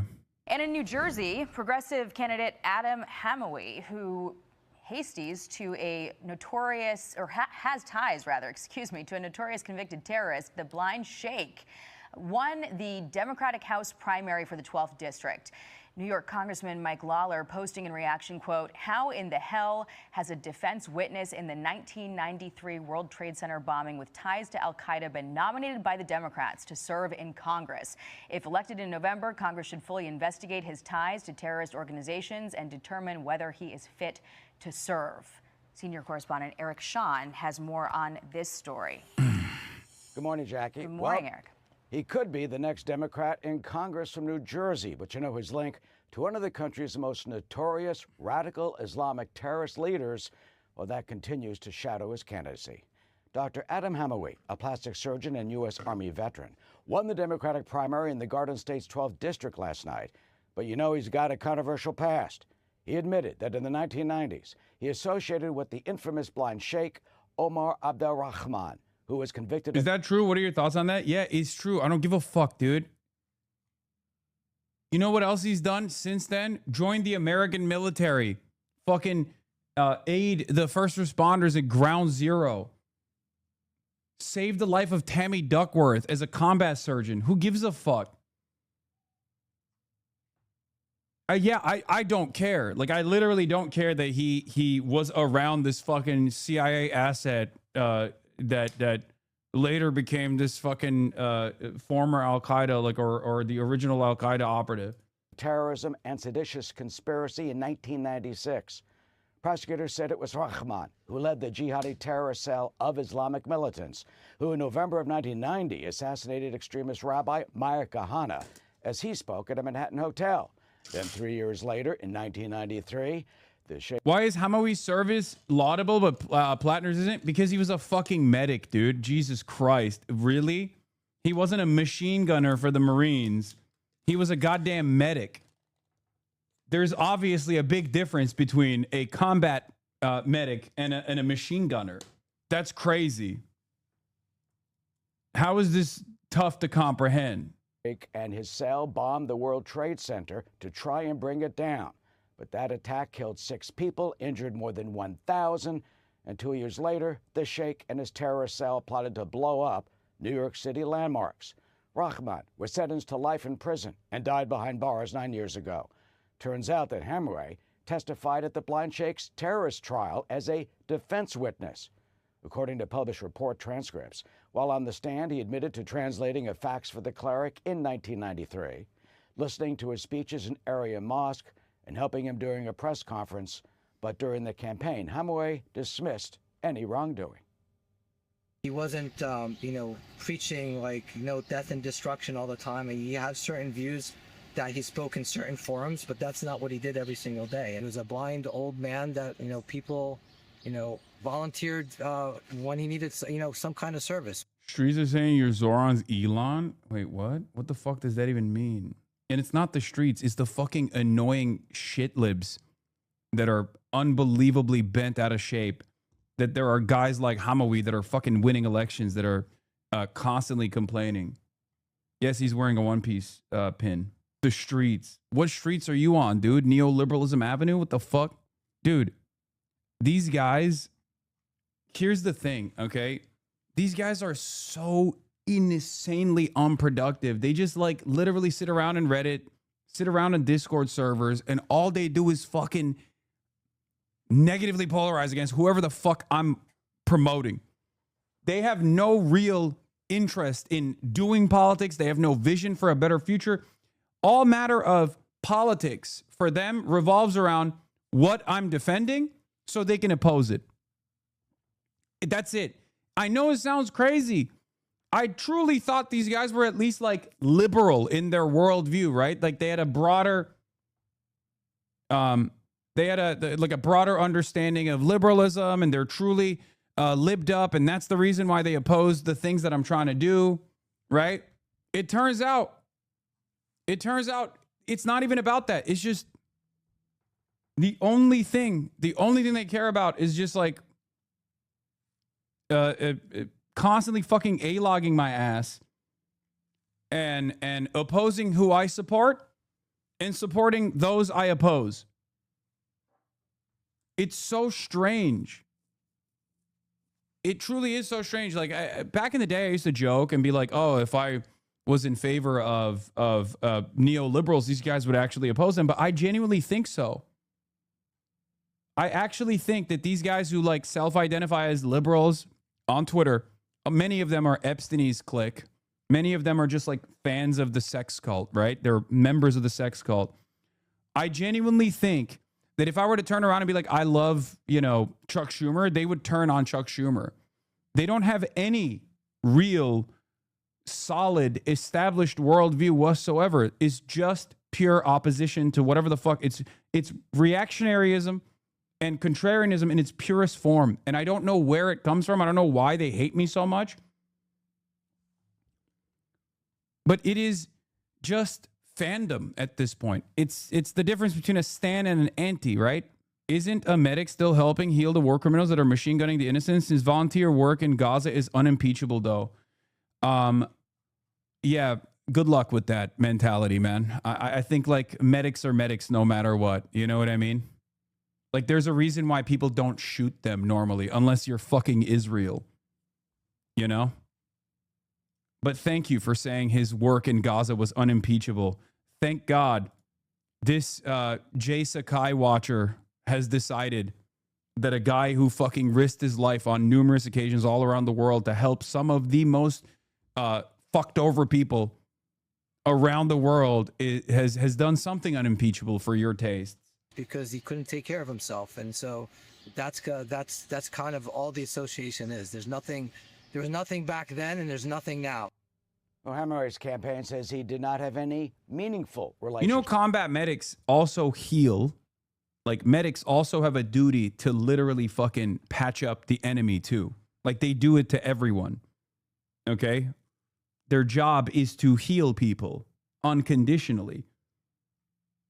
With Rahman and civilians in religious settings, that he condemns the Sheikh's violent rhetoric. He is, by the way, a favorite to win the heavily Democratic district in November. Wow, Jackie. Eric Sean, thank you so much. Be sure to like and subscribe for all. Right, a sprawling district in central New Jersey, Emily. Look, this is a quirk in the American system that a candidate can win with 28%. If there had been ranked choice, if there had been a runoff, ranked choice, as we've seen, for example, in elections in New York City, runoffs, as you see in the state of Georgia, let alone Israeli news. Of course, they post a fucking video of me and the good doctor. You see this shit? Yeah, two doctors, Dr. Jihad. Outside the United States, would he have been able to get past the finish line? But in fact, with the quirks of an American system, where a plurality, when someone who wins a plurality can win a multi-candidate election, and then because of gerrymandering can go on and essentially become the congressman. It's a real flaw in the system and a flaw for the legitimacy that a district of usually, 900,000 people is going to be represented by someone who might well not have been able to get a majority of all the voters in the district, or even the majority of the voters in his own party had the system been different. But be that as it may, look, not only someone from the far left, but someone who's accused Israel of genocide, someone who also has to be said served in the U.S. military as a... I watch I-24 News often. This dude is insane. Why do you watch I-24 News? It's so funny. This is Israeli. This is Israeli news, right? I-24 is Israeli news. But the English language news for Israel. Saved the life. Size of New Jersey. Israel. Size of New Jersey. Best nation in the world. How dare you? New Jersey. Size of Israel. New Jersey, size of Israel, surrounded by scary states like Pennsylvania and New York. Important because those beautiful B-2 right here, the B-2 bombers, they he's taking questions from the press. You know, when CNN said what's he doing? Maybe it was an obliteration. They knew, I mean, before the pilots even came back home, before anybody saw the site. But then the Atomic Energy Commission went. Science you, Oppenheimer you. Thank you. That stuff is buried underneath a mountain that virtually collapsed. It's very, very hard to get it. But nevertheless, I want to get it. We're the only ones, us and probably China are the only two countries that have the equipment where you can do that. So, yeah, I want to get it. We have, at different times, had different, I mean, they've changed their mind a couple of times. But as it stands now, we will go in at some time in the not too distant future. It's very safe down there. You know, we have, with Space Force, we have cameras. Every angle of those 3 sites are being watched at all times. If anybody went there, we'll see exactly what's happening, and we'll blow it up a little bit further. But as far as getting it, is the B-2 bombers did a job like nobody's ever seen. In the night, with no moon, dead darkness, at 1 o'clock in the morning or so, they dropped those bombs, the biggest, just about as big a bomb as you can ever find, and it went down air chutes. It was hard to believe that they can do the technology. It followed a beam right into the air chutes, right, exploded. Very hard to get that material, but I still nevertheless want it. And I don't want to do it if we're in conflict. I don't want to put men in that kind of danger. I remember Jimmy Carter had some bad problems in Iran with the hostages. I don't want to ever put our people in that kind of danger. But when it's over, as of this moment, it's agreed that we will go in with them. We will get it, and we will destroy it. It will be destroyed. And Mr. Sorry, I have a follow-up, Mr. President. My second question. Is it possible to get to a deal with Iran, whether to go in and do that or to open up the Strait of Hormuz without seeing an Israeli cessation of their hostilities in Lebanon? I think it would. We're trying to separate it. I mean, you look, it's a very different kind of a thing. We actually spoke with Hezbollah for the first time ever. We didn't know they spoke. And they agreed yesterday they're not going to shoot. Israel's not going to shoot. We're just going to see. But I'd like to separate it. I'd like to have a separate thing because it is separate. But Israel, hey, look, they've been a great partner. Bibi Netanyahu's been, for me, a great partner. For other people, not so good. For me, he's been very good. We were very effective, what we've done. And they needed us. They couldn't have done it without us. Couldn't have even come close. And they needed us, and they got us to help them with a real problem, because Iran was a real problem, a big problem, a worldwide problem, because they wouldn't have stopped with Israel. They would have blown up the Middle East. And you saw that by the rockets. All those rockets that went to the 5, mostly for the most part, the 5 countries outside of Israel, those rockets were aimed there before we hit them with the B-2 bombers. They were going to blow up the Middle East. They were going to blow up Israel, but they were going to blow up the Middle East. And I stopped it, and I'm very proud I stopped it. And we also stopped it in the first term when I terminated the Iran nuclear deal penned by Barack Hussein Obama. It was one of the dumbest deals I've ever seen. And this has no relation. I like these morons, these Democrats, D-U-M, Democrats, that... Hell yeah, thank you for spelling it out, dumbass. Is just like the Obama deal. This is the exact opposite. Democrats. This is no path to a nuclear weapon. That was an absolute path to a nuclear weapon that you couldn't have done anything about. This is the exact opposite. They gave billions and billions of dollars to Iran, including $1.7 billion put into a Boeing 757 with the seats taken out because there wasn't enough room if you left the seats, with $1.7 billion in cash taken from the banks in D.C., Maryland, and Virginia, and flown to Iran, 1.7 in green cash, and then tens of billions of dollars given to Iran by our government. Frankly, they picked the wrong country, but maybe we're going to be getting along with Iran. We're going to find out. You know, there is a good possibility, I think, because without the bombing, that wouldn't have worked, without the blockade. The blockade is the most powerful thing. I think the blockade maybe has more impact than the bombing has. But the blockade that we have, the naval blockade, is incredible. Now, one ship has gotten through, unless we wanted it to, and people respect it a lot, and we'll see. But, you know, there's a chance if this really worked out, they could rebuild. You know, it used to be a very, very good nation. You go back, I have friends that used to, old timers, they used to go there and they used to do well. They used to build and run. They built apartment houses and they built office buildings that are hard to believe, right? But there's a chance that maybe that comes back. But whether it comes back or not, I think we have a very powerful deal that we're negotiating. The exact opposite as the Obama deal. The Obama deal was a disgrace. It gave them a nuclear weapon. We do the exact thing. We, under our deal, they will never, ever have a nuclear weapon. One of the other things that happens, and this is important, but there's nothing more important than taking away the capability of a nuclear weapon from Iran. Mr. President, wait. But one of the other things that's important, and very important, is that immediately upon signing the Memorandum of Understanding, the Hormuz Strait will open. And it'll open up quickly, and we've already had our minesweepers there. You know, we're sweeping, as you probably have heard. And these are underwater minesweepers. They're great, amazing technology. They're underwater because usually when you're looking for mines, that usually means you have some dangerous characters out there. That's why. So we're underwater, but we've swept mines, and we've gotten most of them, we think. So, but the Hormuz Strait will open immediately upon signing. Now, Homo Strait. a couple of areas being cleaned Happy out Pride. also of mines, which we don't think We're are opening wrong. it. We're making So it it'll gay. happen very quickly, and we'll take the southern We're route making the anyway. Homo Strait gay. But immediately upon signing, we open up the Hormuz Strait. Excuse me, Mr. President, just to clarify on what you were asked earlier, is the $1.8 billion DOJ fund dead or is it on hold? It's, I'd have to ask the lawyers, I don't know. I know one thing, the weaponization, are you talking about the weaponization fund? Yeah, what's your The weaponization fund, as far as I'm concerned, was a beautiful thing. It was something I didn't make it, but I heard that. I thought that was the greatest thing because people like you have abused our people so badly. The fake news like CNN, like the New York Times and like others have abused our people. Wait a minute, be quiet. Have abused our people so badly, and you should be ashamed of yourself. You used to be a conservative. She was a conservative from Alabama, can you believe it? But CNN, in particular, CNN, does such false reporting. But now they have new ownership, so maybe it'll straighten it out. I doubt it. But it's hard to straighten garbage out. But CNN has abused, and others have abused so badly. People, these are people that are great people that were destroyed. Their families have been destroyed. Many suicides. They committed suicide.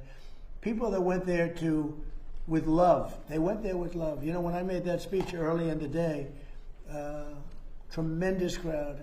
I hate to say because they'll say, oh, I was wrong on the number, but I believe it's the largest crowd I've ever spoken to by twice.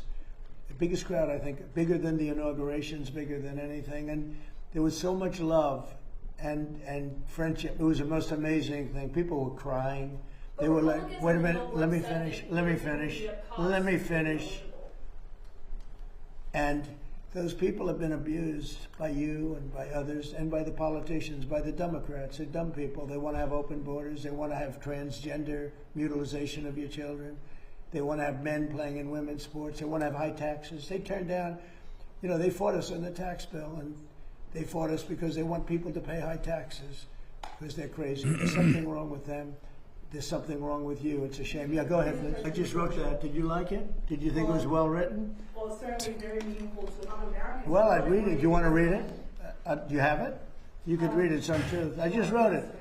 I just felt I've seen what's going on with communism, and I see this country. Read it. I'd love to have you think it. You wrote that quote, communists always do well with the voters, or as they would say, the people in the early years. But in the end, the country, state, or city goes to hell. Great violence proceeds at levels never seen before, and the entity dissolves into poverty, squalor, and crime. Remember, breathtaking popularity first, and then guaranteed death and destruction.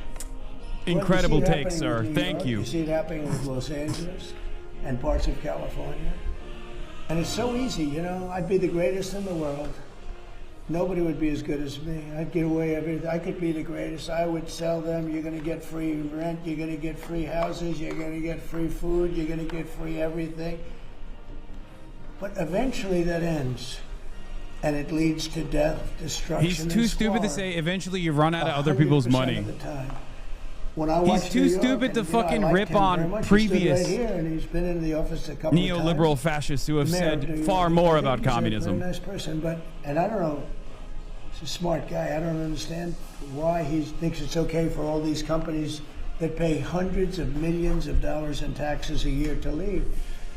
Because you're not going to have any tax base, and you're going to end up in hunger and squalor and death and destruction.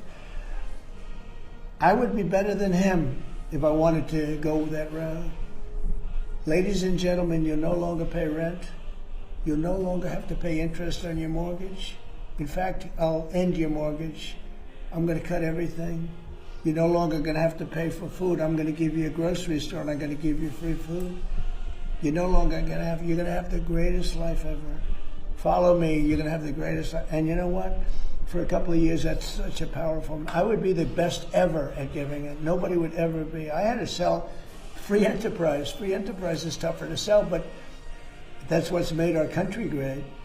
And that's why it's great again now. If I didn't get elected, we wouldn't have a country. We really wouldn't have a country. This country would be finished. But I see what's happening in Los Angeles. I see what's happening in New York. Where I look at Chicago, you have a stupid governor, a dumb governor, a really dumb guy. I know him well. He's a failure in his family, Pritzker. I know the family. I was partners in a deal with them. I made a lot of money. They made money. We made a good partnership. But he was like an outcast in the family. He was a slob. And the mayor is a low IQ person. I mean, he's a stupid person in Chicago. Chicago has a case, a real chance to become great again. There's a case, great again.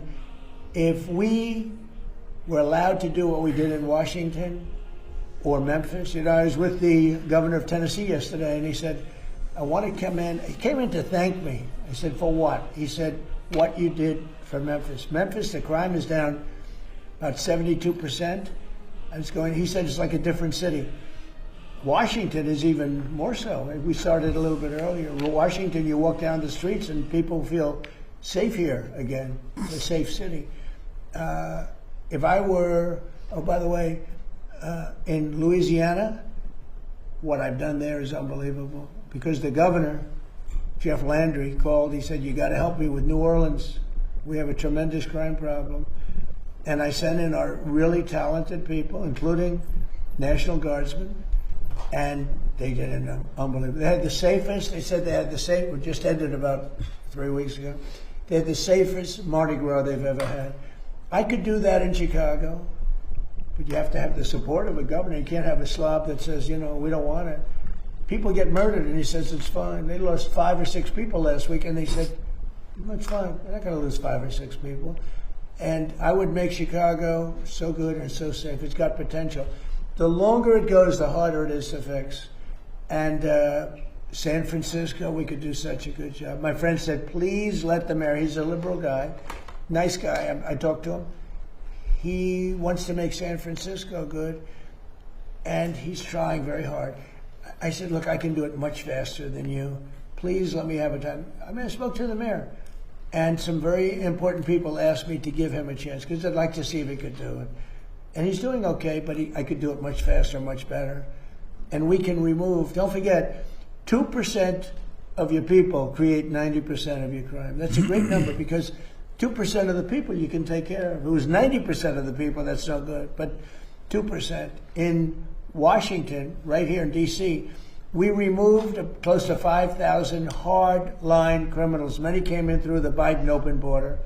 We removed them from Washington, D.C., and it's one of the reasons that we're so safe now. We have a great, beautiful place. Again, the fountains are almost all open. You're going to have the reflecting pool opened within hours. I mean, literally within hours. The water starts pouring in tonight. It's going to be beautiful. You haven't seen that since 1922. Think of that, 1922. It hasn't worked. Never worked. From the day they built it, it never worked. But you're going to see that. And people are all thanking me because Washington's beautiful again. The parks are open. We changed the grass. You know, grass has a life also. like people. Grass has a life. And that grass hasn't been changed in 70, 80 years. It died many times over. We have beautiful grass, beautiful parks, beautiful everything. We don't have people living on it. And Washington, D.C., in a matter of 14 months, Washington, D.C. So is like true, a different King. place. People So are coming true. here. You know, the restaurants were all going out of business, as you know, because you Grass use the has a restaurants. life. And now the restaurants are hot. In fact, if anything, we don't have enough restaurant space. Grass They're all has a reopening. life. It's become vibrant. It's a beautiful thing to watch, and I am honored that I've been able to do it to our nation's capital. Thank you very much, everybody. Thank you, Press. Thank you, Press. Thank you, Press. Thank you, Press. Grass is alive. You learn a new thing every day. I didn't know that beforehand.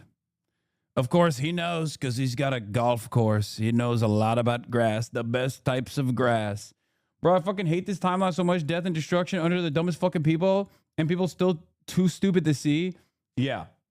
You missed his best statement so far. What is this? I just had this done. Holds up chart comparing reflecting pool to buildings. You're getting a first glimpse, but that's your size compared. So those are compared to.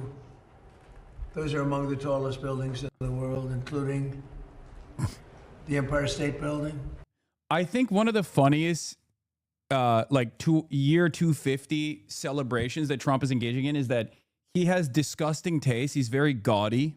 He is very gauche taste, right?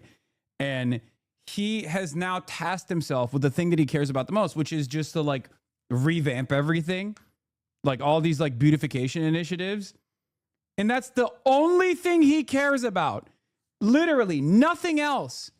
Everything is getting 80s nouveau riche Trump Tower treatments.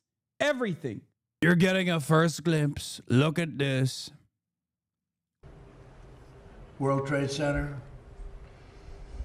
Sears Tower, Chicago. Trump admitted that he can actively choose to not help people and give away things people need. How is that not a bigger deal? Brother, I don't think you understand. This man is a Jeffrey Epstein affiliate and best friend.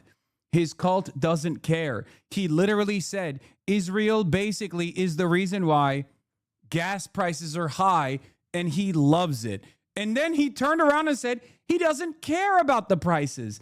His fans don't give a shit. Please understand, it is a fucking cult. I swear to God, we're living in idiocracy every day. I think this can't be real, but it is. You can't write a satirical movie like the insane shit show we're being forced to live through in real life.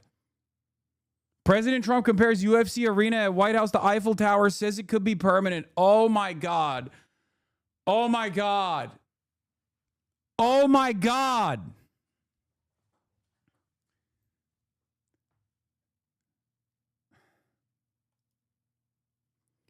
I know it's become pretty cliche, cringy to talk about this point, but if you're under like 25, I cannot stress enough how one time Obama wore a tan suit and people spent a week arguing over whether or not it was demeaning to the Oval Office, and they were serious about it. It's true. It was a scandal when he ordered a hot dog with Grey Poupon. The fancy kind of mustard. That's the timing that mainstream media was on back then. Dijon mustard. He got Dijon mustard. And motherfuckers were freaking out about it. Sean Hannity was like, oh, I can't believe it. Oh, who the fuck does he think he is? Bro, back when having a stupid laugh could kill your election effort. I mean, it's just, I'm not saying times were good, okay? It's just another indication of the downward trajectory of American empire's demise, okay?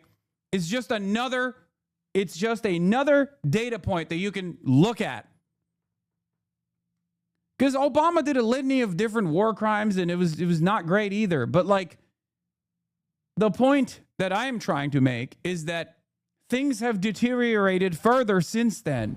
So if you lay it on its side, you take 2 or 3 of them to fill it in, because the width is almost 200 feet wide. They just had this done. Now, of course, part of it is because Obama is black. Obviously, that's a huge part of this, right? The media was insane about that shit. But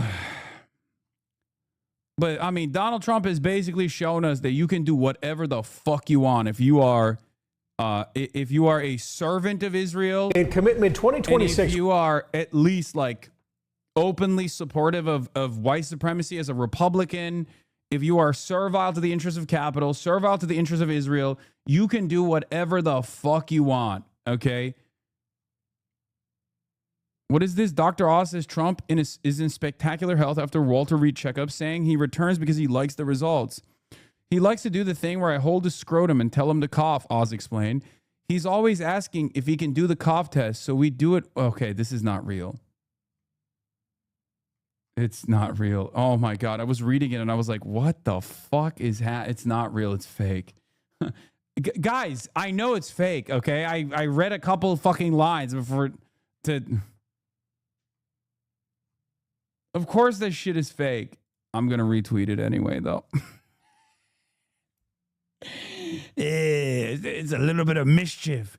It's a little bit of mischief. I like to play around with a little bit of mischief. Be a little mischievous. Yeah, that's right. A little bit of misinformation. Legalize comedy. A little bit of misinformation. Methinks. Yeah, so... Anxiety's running high about Dems in D.C. about Plattner, but there's been more of a Teflon-like quality about a support in Maine, at least so far, where the more stuff comes out, the more people love him. I'm never looking for a political candidate that says, I've done no wrong ever, because what would that make me? One fan said last week, I think Plattner's problems are minuscule compared to Trump, said another. This is literally the Trump move, for the record. You offer people things that they want, and you say you're going to be an earnest fighter for them. And it doesn't matter what the controversies are because people don't give a fuck because they're like, you're a politician. I don't care. Are you going to fight for Medicare for all? Are you going to fight against Israel and Israeli influence? If the answer is yes, then we don't give a shit, right? So that's what it is. DC Dems are anxious because Plattner got popular by running against DC Dems. They're donors in their beloved Israel. Obviously, they want Plattner to lose more than they want to win the Senate back. It's a lucrative racket they've built. And they won't let go of that bone easily. And that's precisely what's fucking happening here, okay? Breaking news, Hassan likes boobs. Yes, it's true. I like butts too. I like everything. Alert the presses. Plattner released an internal poll showing him up, and the libs tried to spin it as bad, even though it was better than his last internal. I saw this for the record. We're going to be talking about that as well. Maine, after voters heard about Plattner's sexting scandal, plus Collins is $50 million towards her husband's company. Plattner is at 48. Collins is at 44. So Plattner released this internal number, and now people are saying the sexting scandal is actually working. So the controversy now is about the efficacy of the scandal itself. We moved on from whether or not the scandal is actually good to, no, the scandal is so good, look at his internal poll. Now, I don't understand why people were freaking out about this internal poll because obviously it's not that bad. This is the incumbent. Like, we're talking about Maine. This is the incumbent. And it actually does make sense that he would be up 4 or 5 points. It's not that fucking big of a deal. People are saying it's not looking good, but keeping my fingers crossed. I think they're being they're being a little ridiculous. But among those undecided voters, they voted for Kamala Harris by a 23-point margin in 2024 and give President Trump a net minus 26 favorability rating now, suggesting they're more likely to break for Plattner than Collins as they make their decision for the Senate race. Like, I can't tell if people are concern trolling or what's going on. It doesn't look good. Adding that Collins always outperforms, it could get close. I just don't think so. Maybe I'm wrong, but this is a blue wave election, especially if there are good candidates. And Plattner, for all the red flags, ones that we think are red flags are not red flags for the average voter, so please don't yell at me. I'm talking about red flags from the perspective of the average Mainer that is going to go out and vote right now. This is not my own personal opinion, okay? Red flags such as he was, he was a dog. He was, trying to fuck, right? Shit like that. I don't think people are going to respond to in the way that the center-right neoliberal establishment wants people to respond to. We're hearing directly from Mainers who are processing the latest scandal to rock Graham Plattner's Senate campaign. Accusations that he was sexting other women while married. Nora Hogan brings us local reaction. I mean, it is, look.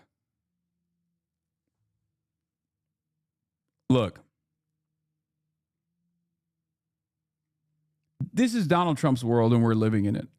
Okay? Donald Trump set the standard. This kind of stuff only works if the audience is living in an alternative universe where they still think that like politicians are supposed to have tremendous moral integrity or whatever the fuck, right? It just doesn't, like, Donald Trump is literally best friends with notorious pedophiles. Donald Trump has actually demanded the release of notorious pedophiles. It's the most corrupt administration of all time. None of this shit even comes close to that level of immorality. And also, last but not least, I'm sorry, regardless of my feelings of Plattner's record as a machine gunner for the Marine Corps who fucking went into Blackwater or whatnot, they're doing this to him because he's anti-Israel. That's it. They're doing this to him because he's anti-Israel, number one, first and foremost. They're doing this to him because he's anti-corporate lobbying influence within the Democratic Party. That's a huge one. He's anti-capital interests being placed at the forefront of the Democratic Party's messaging platform. Okay? And last but not least, they're doing this to him because if he wins and flips a red seat, all of a sudden, you can have Bernie-crats running to do that, and the argument for a national Democratic Socialist campaign falls apart. The argument against a national social democratic run falls apart in spectacular fashion. And all of these fucking consultants have made a killing, mind you, off of consistently running the same electability arguments over and over again. Oh, this kind of stuff doesn't work in a red state. This kind of stuff doesn't work in a purple state. Well, it turns out it does. This kind of stuff only works in New York, is what they said after Zohran Mamdani. And now Graham Plattner is actually proof that no, it actually does work for a lot of older white voters in Maine. With early and absentee voting already well underway in Maine, we spent an hour in downtown Portland trying to talk to voters. Most people did not want to speak to us. National Socialist Campaign, Lamau. Okay, you know what I mean. I mean national, comma, like as in all across the country, okay? I'm not saying I'm saying socialism would be viable nationwide. I'm not saying national socialism, okay? Jesus Christ. Phrasing, I know. I should have worded it better. But those who did were in agreement. That's not breaking news for any politician, tell you the truth. I couldn't care less, honestly. I mean, look at our president and his track record of things that he's tweeted online or what he's said about women. At this point, I don't think anything would shock anyone. After JFK, after Clinton, after Trump, there's been bipartisan sex scandals of all kinds. Over the weekend, the Wall Street Journal and the New York Times reported that Graham Plattner's wife, Amy Gertner, reached out to the campaign team last summer to tell them about Plattner's sexual text messages with several women due to concerns that it could be an issue during his campaign. Plattner's team has since acknowledged the existence of those texts. It's no surprise to me that the establishment media outlets are just going to run gossip instead of wanting to talk about the things that actually matter in this race. At the time, Gertner raised the issue with former campaign staffer Genevieve McDonald, who left the campaign last year. I don't want a perfect marriage. I want my marriage, and I want to be married to Graham. The voters we talked to said it won't be changing their opinion of him. The fact that he might have been sexting some people isn't indicative of how I think he would be representing me. Some say it's a distraction. I don't think that the DNC supported him from the beginning. And I think it's just kind of more dirty tricks. While others say it's fair game. You hit your opponent where he or she is the weakest. It's not always something personal. Meanwhile, some establishment Democrats like New Jersey Senator Cory Booker are starting to express some concerns about Plattner's electability. In Portland, I'm Nora Hogan for Commitment 2026. Senator, are you still supporting Graham Plattner after the sexting scandal that's going on with him? Upstairs, thank you. Any campaign in any state is hard, and these are high. Remember, it's normal for the right to base boost these scandals, right? And manufacture outrage because they're running against the fucking left, right? I hate to compare someone I like to Trump, but seeing how elite liberals are talking about Plattner really does bring me back to 2016. The way they keep framing his campaign as embattled, hated, on the ropes as he gains ever more ground in such a fascinating act of projection. The problem is Trump at least had independent media backing him. I don't think Graham Plattner does, because a lot of there is some independent media like Majority Report and the like. They're obviously backing him a little bit. But the only thing he has is fucking Mainers at this point. That is actually a significant hurdle to climb for Graham Plattner. Chapo hates him? No, Chapo doesn't hate him. That's not true. No, I don't think Chapo hates him. I think they think it's very funny that this is Graham Plattner's world and we're living in it, right? He's got Kyle. He's got Majority Report. He's got Drop Site News. But, Chapo and I have a similar perspective on the Graham Plattner race where it's like, I don't give a shit, you know? It's better than fucking Susan Collins. And also, it pisses off every bad actor in American politics. Great. Like, all of my enemies hate this guy. It is very difficult for me to look at a guy. It is very difficult for me to look at a guy who all of my enemies hate, who is out there saying, you know, fuck Israel. We gotta end our senseless militarism all over the world. We got to do Medicare for all. We got to fucking fix the affordability crisis. You know, he's doing left populism, and it's bricking people's brains. Will Menaker literally said he's the closest to any politician running right now to someone who has my politics, and Will also said if I lived in Maine, I'd vote for him. Yeah. Yeah. So Iraqis are your enemies? Because I fucking hate him. Here we go. I mean, if you're Iraqi and you're living in Iraq, you're not voting in Maine anyway. Also, the opposition in that situation is Susan Collins. Susan Collins is objectively responsible for more death and destruction in Iraq than Graham Plattner is. Graham Plattner is the trigger man. Susan Collins is the politician. Okay? So you're kind of cooked in that equation. You know? And also, you just got outvoted. As an Iraqi, I don't have a problem. 1-to-1. 1-to-1. One Iraqi says, I hate him. Another Iraqi says they love him or don't have a problem with him. Boom. Canceled each other out. Sorry. Take it to a penalty shootout? Nah, no tiebreaker. This is why diversity is our strength. In any case, if people could just acknowledge his red flags instead of using him as a white savior, then we can have a convo about it. Okay, good. That's a much more productive conversation to be having than this guy is worse than Susan Collins, which is like low-key kind of the argument that people are presenting on the ultra side, okay? Again, I don't see him as a white savior at all. I think he has a very shady track record, but I'm also not self-involved enough to assume that Mainers 65 plus are making the same calculation. I don't think a Mainer who hears that he's a fucking machine gunner for the Marine Corps and a grunt and join Blackwater is going to be like, wow, I can't believe this guy has a real unsavory character. I can't believe he was engaging in death and destruction campaigns for American imperialism so we can extract surplus value and destroy or steal natural resources from the periphery. That's not a thing that fucking Mainers are thinking, okay? Not only is it irrelevant, but also it's not like ultras in Maine are a significant incumbent, a significant constituency that's going to really make it or break it. Check my previous, the most insane Plattner talking point. What is this? Sean, They made us disclaim a Klan leader.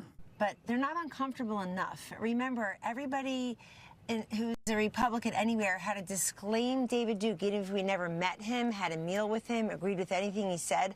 I want every single Democrat who's running as a United States Senate candidate this year to step away from this guy, to tell him to get off the ticket. This guy needs to go and take care of his family. Dude, that's so funny. They made us disclaim a Klan. Yeah, that was really fucked up when they made us do that for David Duke. Okay. I love this. I love that. Yo, when you're doing really well in the elections and you just choose to do this incredible technique where you're just like, why don't you drop out? Hey, I know the polls show you winning right now, but why don't you just drop out, actually? How about you drop out? It's a very cool technique that I didn't realize existed. I didn't know you could do that. Wait, hold on. What the fuck? Door's open. Shit. Yeah, I bet you won't drop out. It's awesome. Thank you. Wait, hold on. I'm going to give you some stuff back. Hold on. Thank you. For 2 short years, he's bored already. Please don't stop with the Nazi tattoo. Please cover it all up. I'm so tired of seeing your naked body and hearing about your family drama. We can't have him as one of 100 senators representing a country of 335 million. We can do better than that. A Republican saying we can do better than that in the Senate is so funny. No, we can't. First of all, objectively speaking, he's better than every Republican. Like, literally every single one. He's better than every single Republican, even if he still had a Nazi tattoo. Okay? You know, one is a straight up Nazi. The other one has a Nazi tattoo. Oh, it's awesome. Really contested.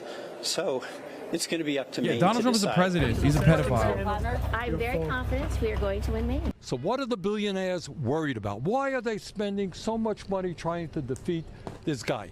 And the answer is that he's going to stand up to the oligarchs. Are you still supporting Graham Plattner? As I said, I endorsed Graham Plattner. We're going to take back, we're going to beat Susan Collins and take back the Senate. Democrats fell in line behind the controversial Maine candidate for Senate, Graham Plattner, after Plattner met privately with Democrat senators in Washington, D.C. yesterday. His campaign faces yet another scandal. This guy must cook him up in his kitchen. It all started months ago when it was revealed Plattner had a Nazi-linked symbol tattooed across his chest. And it had been there for 20 years. He says it's now since been covered up. He claims he didn't know what it was for. The guards at the concentration camps during the Holocaust wore that symbol. This latest controversy. It's just funny because, like, if he actually was a Nazi, Fox News would be glazing him straight up. They'd be like, what's the big deal? I mean, oh, come on, it's just a tattoo. Calm down. Like, if he actually was ideologically committed to being a Nazi, at least in his commentary, because I can't tell if he fucking, I mean, I don't think he is, but still, right? Involves reports of the married Plattner trading sexual messages with at least 6 women who were not his wife. This photo is from an account that appears to belong to Plattner on the messaging app Kik. I think it was phustle0331. Wasn't that his handle? And that's just the tip of the iceberg with this guy. Other Plattner controversies include praising a Hamas raid that killed 5 Israelis, embracing political violence, calling rural Americans racist and stupid, identifying as a communist. This is why it's crazy that the ultras hate him. Like, Graham Plattner, on his anonymous account on Reddit, was posting like a fucking bad empanada fan who would be up my ass yelling that I'm not sufficiently revolutionary. Maybe that's why they hate him, because we all hate, we all hate looking at ourselves in the mirror, you know? We all hate what is reflected back at us. Maybe that's the reason why these guys hate him so much. Downplaying rape and blaming the victims for their own sexual assaults, mocking a soldier with purple hair. Plattner, meanwhile, doesn't seem interested in explaining himself. You deserve to represent Maine. You have no shame. Are there more shoes to drop in your pants? Either. A purple heart. A purple heart. He mocked a veteran with a purple heart. In fact, There was one who had been shot by the Taliban, and he said he deserved to die. Kennedy. Yeah, that's who he was talking about. He's a real scumbag. And, you know, it just goes to show that Democrats, you know, he had the socialist establishment firmly behind him. They have a lot of money. Yeah, they have a lot of money. Just ask Ilhan Omar where that $30 million went. Maybe it went back into the coffers of the Democratic Socialists, but they can't use some of that scratch to vet their own candidates that they were so quick to get behind. Because, you know, Democrats have such a problem with men that they are willing to compromise themselves in any way if it means finding someone who is even slightly masculine. And, you know, those dudes. Kind of feels like you guys have a problem with men. It's just boys being boys, you know what I'm saying? Dudes are the most problematic for them. Look at Hassan Piker and Graham Plattner. Like, what else is going to come out of his closet? Did you see the scandal on Hassan Piker? We can't even talk about it before midnight. But he's so so nasty. Yeah, they have a real problem here. Molly. I covered Susan Collins' race in 2020. And what the fuck? What? Why did I just crack? What? Oh my God, that went down the wrong hole. What the fuck was that? She said he's so nasty. What's the scandal? That I don't masturbate on my fucking work computer? That's the scandal? What are you, stupid? What are you talking about?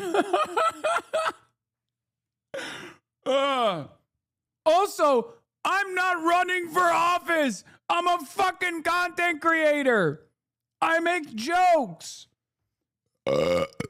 God damn. We can't even talk about it before midnight. But he's so manly. So nasty. Yeah. They have a real problem here. Molly. I covered Susan Collins' race in 2020, and the candidate then that was running as the Democrat, Sarah Gideon, was also polling similar to Graham Plattner, way ahead, 6, 7, 8 points ahead, as Graham Plattner is currently polling against Susan Collins. But she ultimately went on to win that race by about 8 points.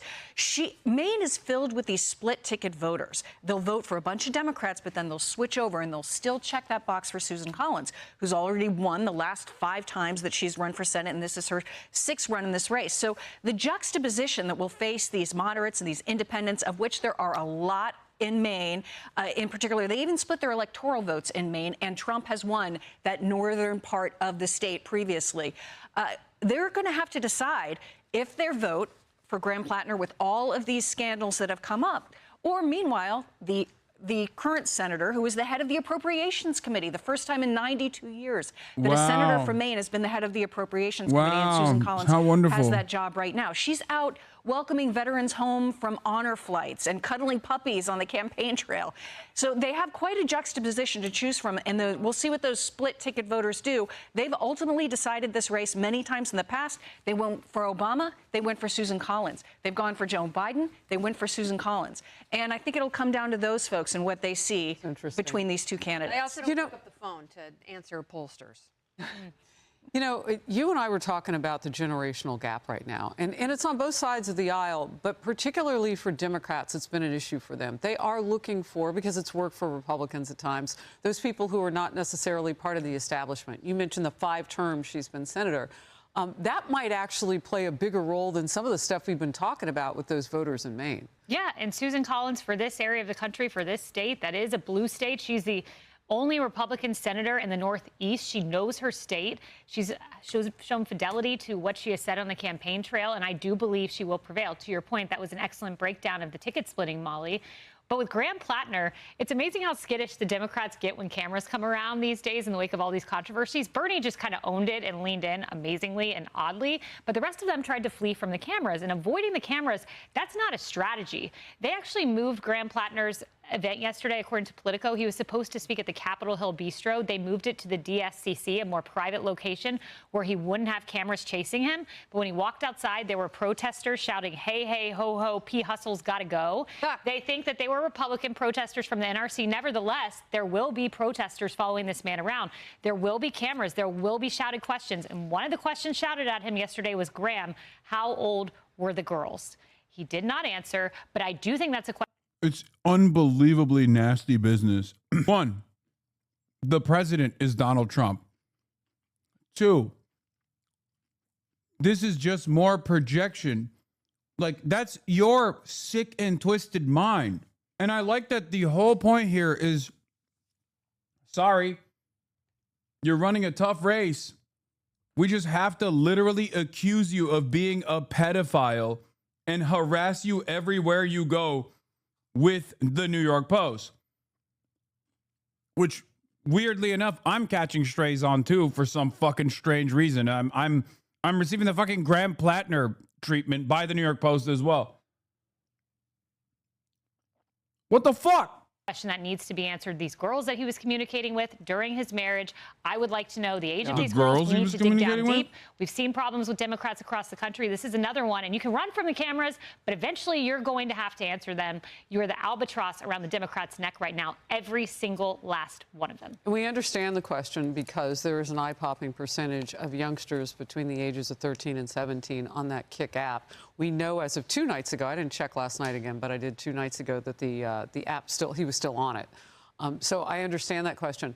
My next question, though, would be if they are adult women, they still have those graphic text messages from him. When will we see those? I have to think that maybe that's the other shoe. His wife found him.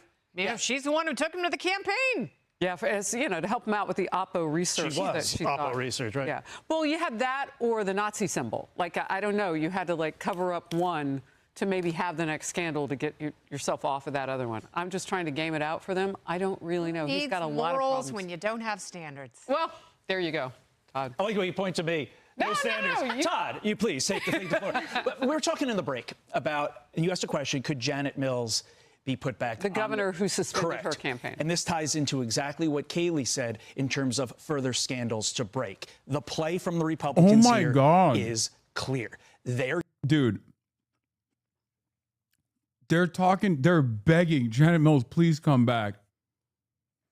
They're like, Janet Mills, come on, we love you. Pills Mafia, baby. We'll vote for you over Plattner, please. Hell yeah. Going to wait until all the ballots are printed with Graham Plattner's name on it before Janet Mills can be put back on it. She'll have to be a write-in. She said she's still on the ballot. I'm talking about the post-primary ballot, the one where it's going to be Plattner versus Collins in November. The Republicans are going to wait until that moment, and then a flood of opposition research is going to be released that makes Graham Plattner somehow look worse than he is now. You agree with that? Why? I totally agree. I think Republicans want Graham Plattner. They don't want anything disrupting that. They don't want a breakaway candidate. They don't want him replaced. If I had Oppo Research, I worked at the RNC, I'd be sitting on it until he's the nominee, and I'd make every Democrat answer to that. I don't know that they have that, but that's a smart political strategy. All right. Any final thoughts? I absolutely agree that's.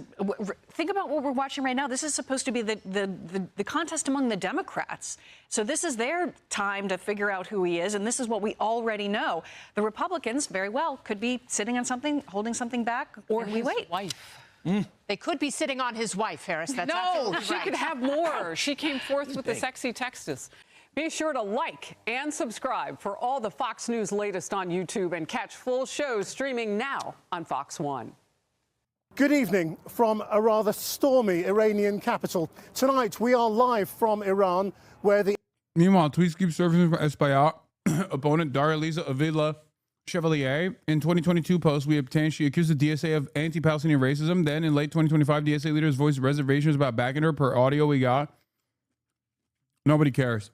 But notice how when they don't have anything, when they don't have anything tangible, they try to simply create an environment where the candidate is mired in controversy.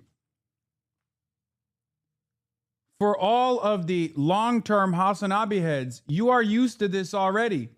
You have seen the way that the drama perverts operate.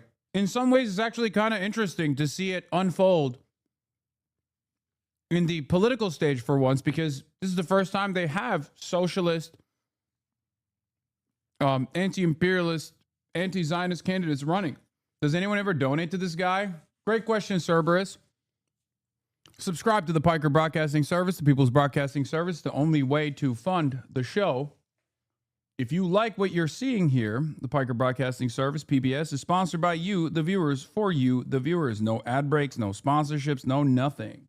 I think this stuff is also growing pains, not just for like socialists that are finally running and getting national prominence, but growing pains even for the Democrats. Because Democrats are not used to having a candidate that has policies that they identify with, that they want to vote for, that gets this level of opposition research and constant manufactured controversy. Because at least the liberal side of the media will oftentimes defend the Democratic candidate. So Democrats themselves don't really hear all of the Republican side's insanities about the candidate from, MSNBC and New York Times and the like. With Daria Liza, with Daria Liza, obviously, the establishment of the Democratic Party is also going to aggressively come after her, aggressively pursue her. But hopefully, with ground game and with enough fundraising, we will be able to defeat the Democratic Party's machine candidate, Adriano Espaillat. Yeah. This used to happen to Bernie all the time. This used to happen to Bernie nonstop. All the like random poems that Bernie Sanders has written that was like kind of weird in his youth, literally 800 years ago. Yeah. Like how they spun Hassan and Will discussing Sydney Sweeney's bazungas as Hassan floods his friends with nudes. Yeah, that was really funny. I can't believe a podcast appearance where I'm literally talking about Sydney Sweeney's boobs and a video from like Euphoria that I sent to Will was seen like a snippet from Euphoria with Sydney Sweeney's bazongas was treated as though I was like taking nude photos of people and then sending it to others. It's crazy. Yeah. When I hang out with Hassan, he won't stop shoving the porno laptop in my face. I tell him, Hassan, stop. It's time to read this chapter of the Grundrisse. He always says, no, we must watch porno now. What is this? Piker has also admitted to sending news of other people to Will Neff, his streamer and pal, raising concerns over issues of consent. Yeah. What's really funny about this, by the way, isn't that these aren't, first of all, it's not nudes. It's like Sydney Sweeney's boobs. Okay? Or if it's like someone on my Instagram timeline, it's not like a nude that I got from a loved one or something. And I'm like, look at this. Like, it's just so stupid. It's literally the Euphoria clip with Sydney Sweeney's honkers busting through the fucking window of the Empire State Building. That's what they're talking about. Isn't that fucking nuts? They literally took a clip of me talking to Will about how, like joking around about how, like, I saw this clip of Sydney Sweeney becoming ginormous on the last episode of Euphoria. It showed up on my fucking timeline on Twitter with her ginormous magumbos blasting through the windows of the Empire State Building as the guy is trying to suck on her nipples. And I sent that clip to Will immediately, obviously. That's what best friends are supposed to fucking do. And they were like, "Wah! Oh, how dare you, sir? This is a Christian broadcast. Sydney Sweeney's titties are not for you to look at. You are Muslim, man." Evidence and signs of war remain all around us. While the negotiations are in suspended animation and officially a ceasefire is still in place, the reality in the last 24 hours has been missiles, drones and carnage. Attacks on shipping and the Gulf states, this time Kuwait and Bahrain being dragged into the war. The Strait of Hormuz is even less passable tonight than it was last week. And there are new warnings of global economic slowdown and even recession from the OECD if this continues. Iran's position has hardened over Israel's strikes and threats in Lebanon. But Israel's Prime Minister Netanyahu insisted he's battling global hatred and lies and claimed he and Trump still agree overall, despite what he called tactical disagreements. That's not quite how Trump put it today, seeming to admit to shouting and swearing at Netanyahu in no uncertain terms. You were angry with him. You said, "Are you effing crazy? What are you effing doing?" I helped you stay out of jail. Is that true? Did you speak to him in those terms? I did. I wouldn't say angry. I was a little bit perturbed. But it's so funny that he admitted he said that to him, by the way. Hell yeah. I mean, the disagreements that they have are obviously immaterial, utterly irrelevant. Ultimately, Benjamin Netanyahu is still his daddy. But the fact that he's like choosing to air that out and defend it is good. Maybe the girlies are fighting, but for the time being, it's irrelevant. Sides say the ceasefire between the US and Iran remains in place, but that line feels ever less grounded in reality. Iran launched drone strikes on Kuwait today, killing one person and leaving dozens injured. Tehran said its strikes were retaliation for US attacks on an Iranian oil tanker and Qasem Island in the Strait of Hormuz. US Central Command claimed it was responding to attacks by Iran. On the diplomatic front, there seems little sign of progress towards a deal, as Harry Fawcett reports. Iran's military sending a message this morning that it has the capacity still and the will to launch major barrages of missiles and drones at targets across the Gulf. Among them, Kuwait, an attack comprising 13 missiles and 17 drones, the government said. Diplomatic missions struck, along with the international airport, the roof of Terminal 1, holding together. Wait, I don't understand. This is confusing to me. Hold on. CENTCOM, the most reliable resource, told me that they intercepted all the missiles and that Iran was not capable of striking any targets. I'm so confused. This is smoldering ashes inside of an airport? What's going on? This doesn't look like the aftermath of all 100% successful interception. Trump then also debunked CENTCOM's false claim that the Iranian attacks were unprovoked or unjustified. Mr. President, given Iran's attacks on Kuwait, this latest attack on Kuwait, is the ceasefire with Iran still on? Well, you know, there's a reason for everything.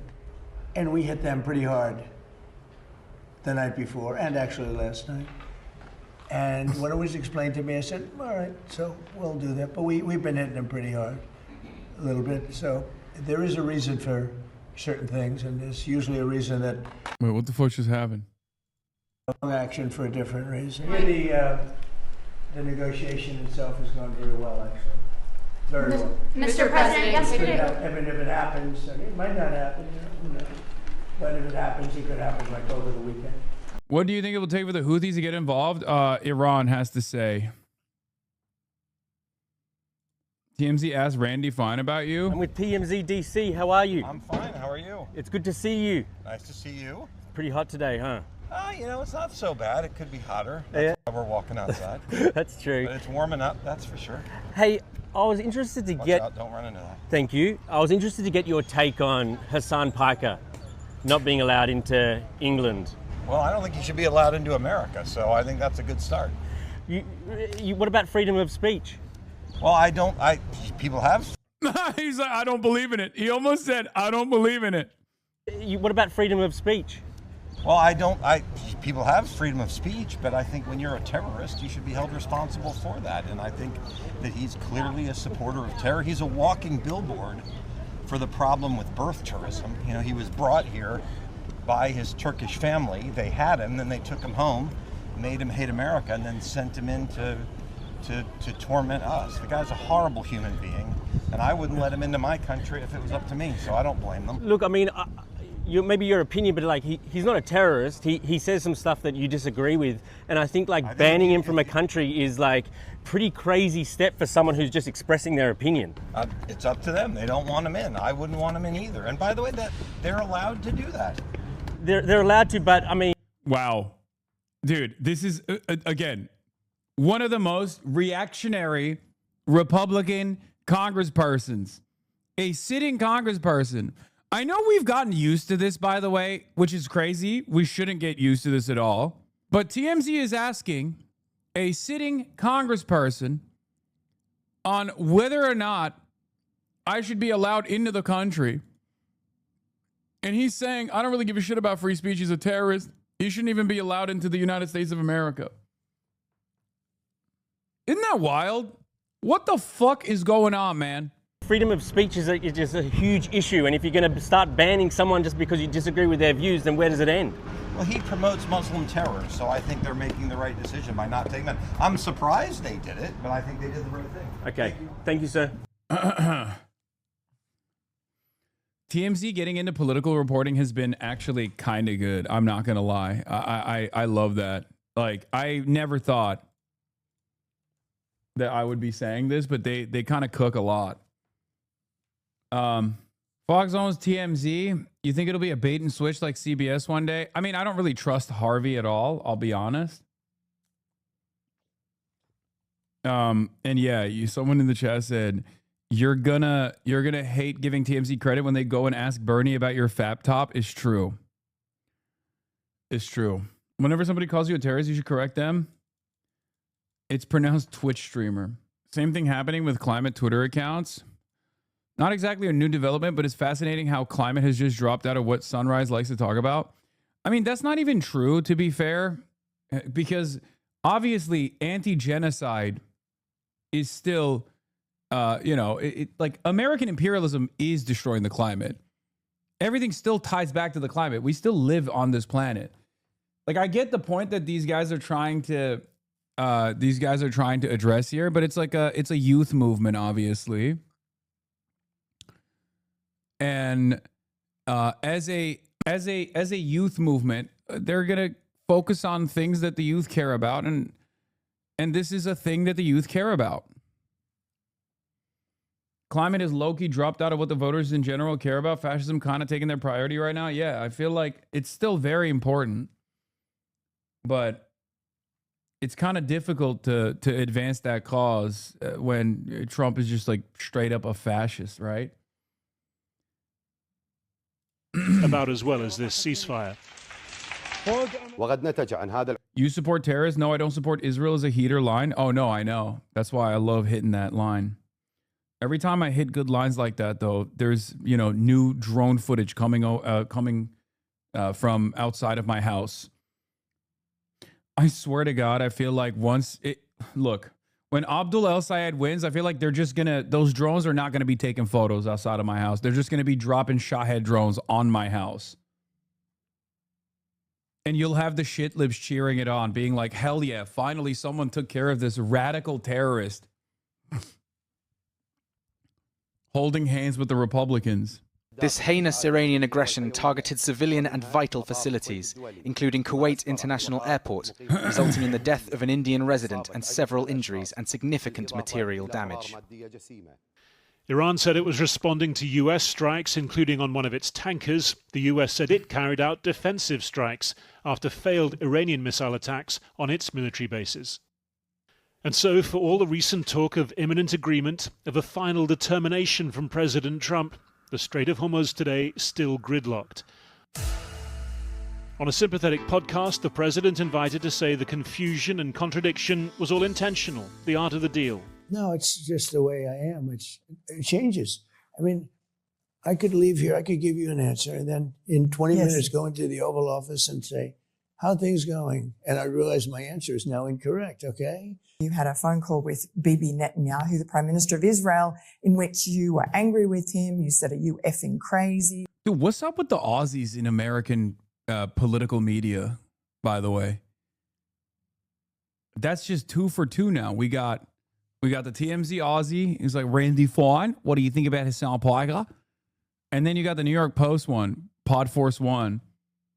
Is it Rupert Murdoch? Is that what it is? Yeah, it's got to be Murdoch, right?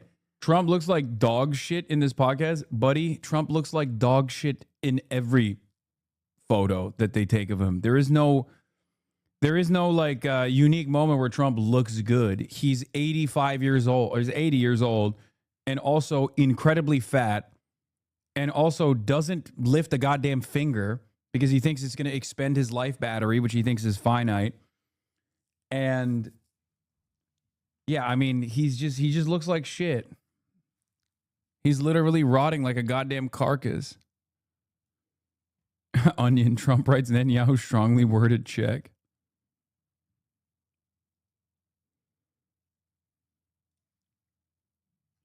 What are you effing doing? Is that true? Did you speak to him in those terms? I did. I wouldn't say angry. I was a little bit perturbed at his... constantly fighting with Lebanon. You know, at some point I said, Bibi, we got to stop this. Bibi. I think he understands that. The recipient of that advice determined to make the best of being publicly branded effing crazy by the President of the United States. Sometimes we have, as in the best of families, you have these tactical disagreements. We always find a way to work them out, and we do so as great friends. We can disagree in the morning, and by the afternoon we have common action. Trump's frustration that the fighting in Lebanon is stymieing progress in talks with Iran. He'd said on Monday that both Israel and Hezbollah had committed to stop, but there has been no let-up. Israel today striking a vehicle close to Beirut, along with numerous targets in southern Lebanon, where there were also more funerals today. The cost here measured not in delays to a deal, but in personal grief. The village is deeply saddened by the strike on the son of the town, the doctor and his 2 children, who are university students, while they were on the road returning from their exams. In northern Israel, there's Zelenskys everywhere for those with eyes to see. I can't believe it. What the hell? I mean, you got Zelensky in Syria. You got Jewish Zelensky in Ukraine. You got Christian Zelensky, Antonius Farah. And you have Muslim Zelensky in Syria. What the fuck is going on? Are my eyes deceiving me? We need an Indian Zelensky to from their exam. cover the full even spectrum. as Hezbollah fired rockets and a drone into Israeli territory.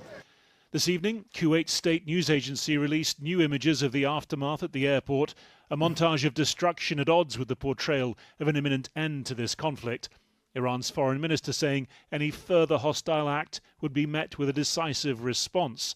Little has so far been decided, either by 6 weeks of war or 8 weeks of shaky ceasefire. Well, our international editor, Lindsay Hilsum, joins me now from Beirut. Lindsay, things appear to be escalating in Lebanon. What's going on? They really are. I understand that at this moment... I love Lindsay Hilsum, straight up. Hezbollah is firing rockets into Israel, and it's been a very heavy day for attacks, a long list of places in the south of this country which Israel has hit. I think that Netanyahu is doing this because he knows that Iran is insisting that Lebanon be part of any deal. He's trying to hit Hezbollah as hard as he can before Trump tells him in no uncertain terms, maybe even more uncertain terms than before, that he has to stop. And the Iranians, I think, are pushing Hezbollah because they want to drive a wedge between Netanyahu and Trump, and they may be succeeding in that. Well, how is all this affecting alliances in this part of the world? Well, I think everything is changing. The Gulf countries now see the price that they are paying for their alliance with the US. Kuwait saw it definitely this morning. And it is making those countries less prosperous and less stable. And so I think that although they declare support for the Americans in public, they may feel that they want to sort of pull back a little bit, because what we may see is not quite peace and not quite war for a very long time. I don't think anybody expects that any deal done now will be a permanent deal that will be peace into the future. This region has changed. And the other thing that isn't resolved is the fundamental rivalry across the Middle East between the Islamic Republic of Iran and Israel. That is absolutely unresolved, and it will continue to play out here in Lebanon. And the cost here is lives, 3,500 lives since March, and more than 10,000 injured. That, we are seeing, is the legacy of President Trump's war of choice against Iran. Lindsay Hilsum in Lebanon. Well, in the last few minutes, the latest from the Iranian government is that they have denied being responsible for the explosions in the airport in Kuwait. Joining me now is Fouad Izzadi, a professor of political studies at Tehran University. Thank you for joining us. Sure. If the government here is denying that attack, who else could have done it? What the military has said is that these are Patriot missiles, American Patriot missiles trying to shoot down Iranian missiles. Sometimes they misfire. They have done it before. The government here is saying what they're saying is that this is misfiring missiles hitting at places that Iran is not responsible for. I mean, you know, both sides now are in this position where they deny. Very cool that the Trump administration has decided, with its supposed maximum leverage, that it's totally fine for Iran to hit back at Kuwait and Bahrain, by the way. The GCC countries created an entire security framework based on the U.S. defending them and are now in a situation where the U.S. president first triggers, then justifies reciprocal attacks on their territory. Very cool stuff taking place here. I mean, they're super cucked, and especially the United Arab Emirates is directly linked to America and Israel now. They've leaned completely in their direction, so there's no way out of this for them anyway. But if I'm like Saudi Arabia, if I'm Qatar, if I'm Bahrain, if I'm Kuwait, I'm probably looking at the situation in a totally different way. Because again, Trump is justifying the Iranian retaliations and basically telling Iran and everyone else that's watching that, yes, we're going to sometimes hit Iran and Iran is going to strike back. And when Iran strikes back, that's still within the framework of a ceasefire. That's actually a more moderate version of shooting at one another, which is, basically a ceasefire in and of itself. I mean, that's ridiculous. You don't do that if you have leverage, right? A guy with leverage is not going to look at the retaliation coming from the weaker party, Iran, and say, it's fine, actually, that they're firing at our proxies.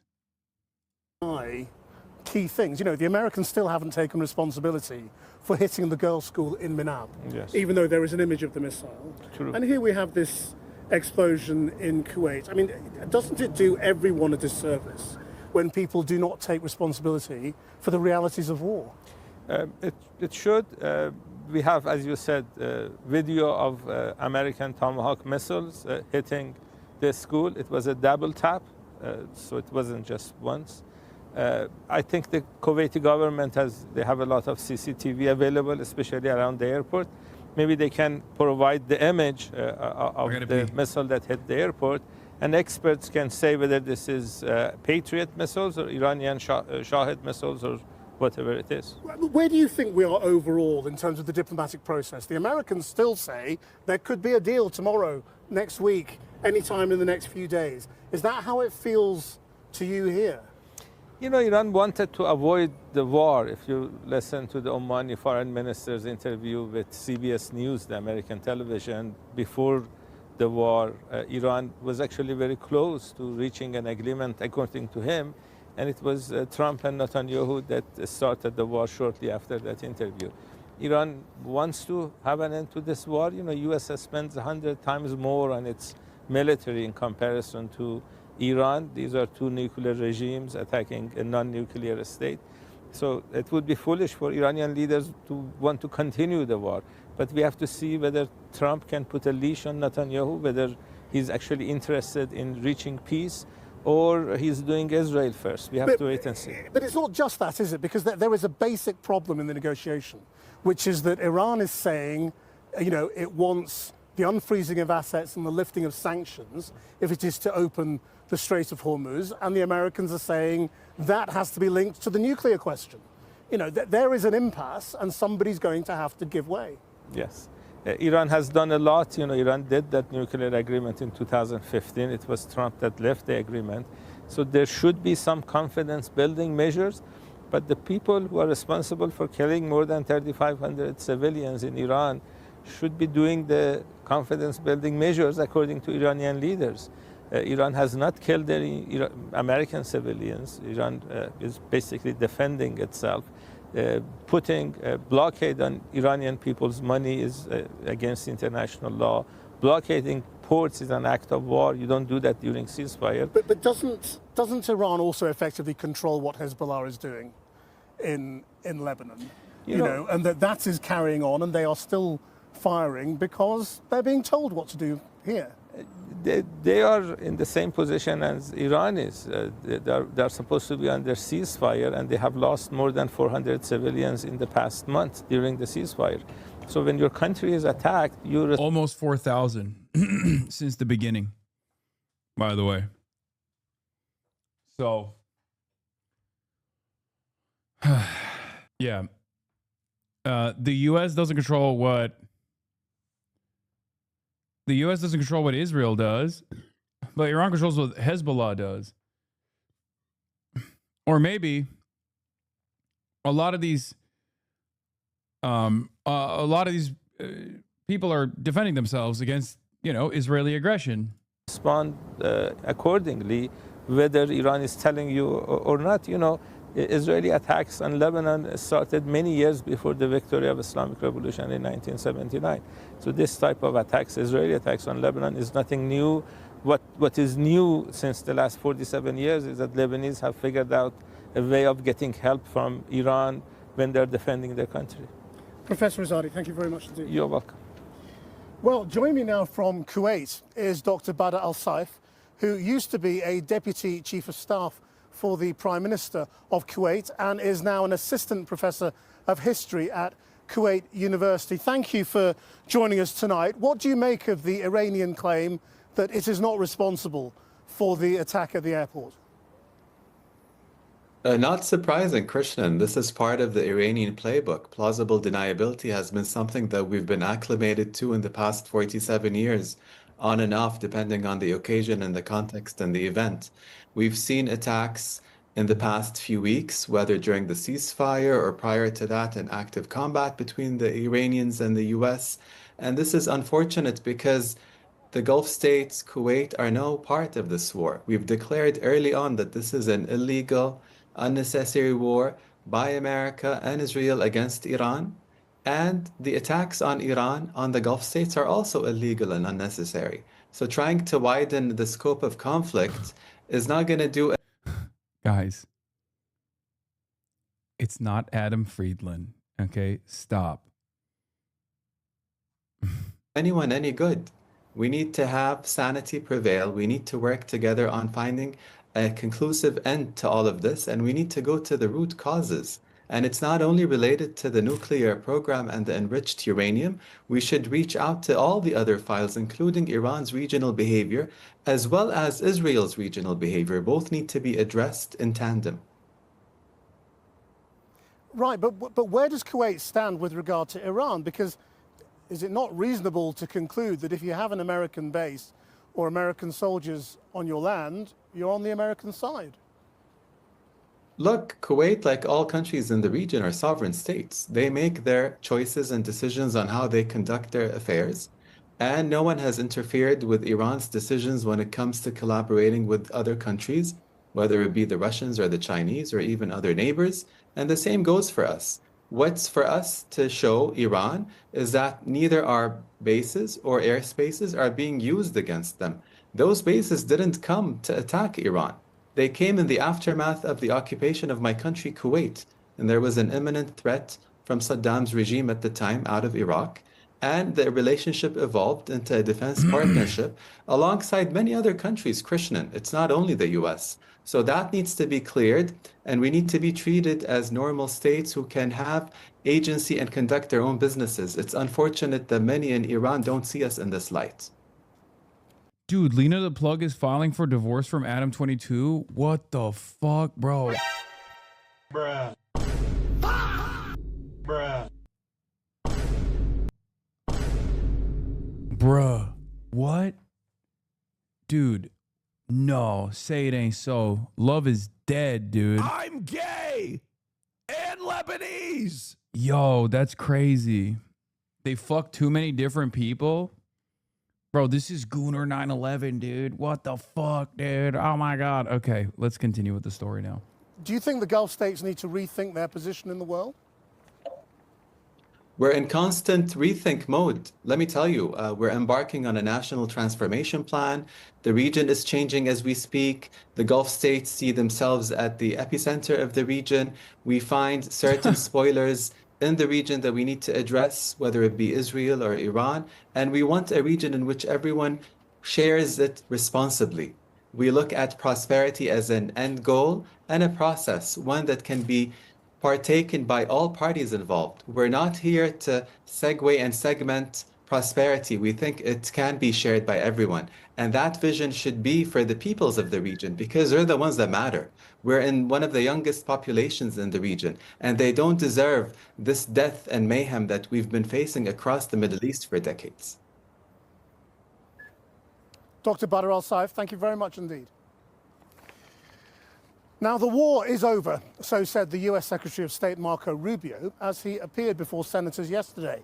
But with the US still waiting for a response from Tehran to President Trump's latest amendments to peace proposals and disagreements between the White House and Israel being aired so publicly, what chance is there that Mr. Rubio's claim might come true?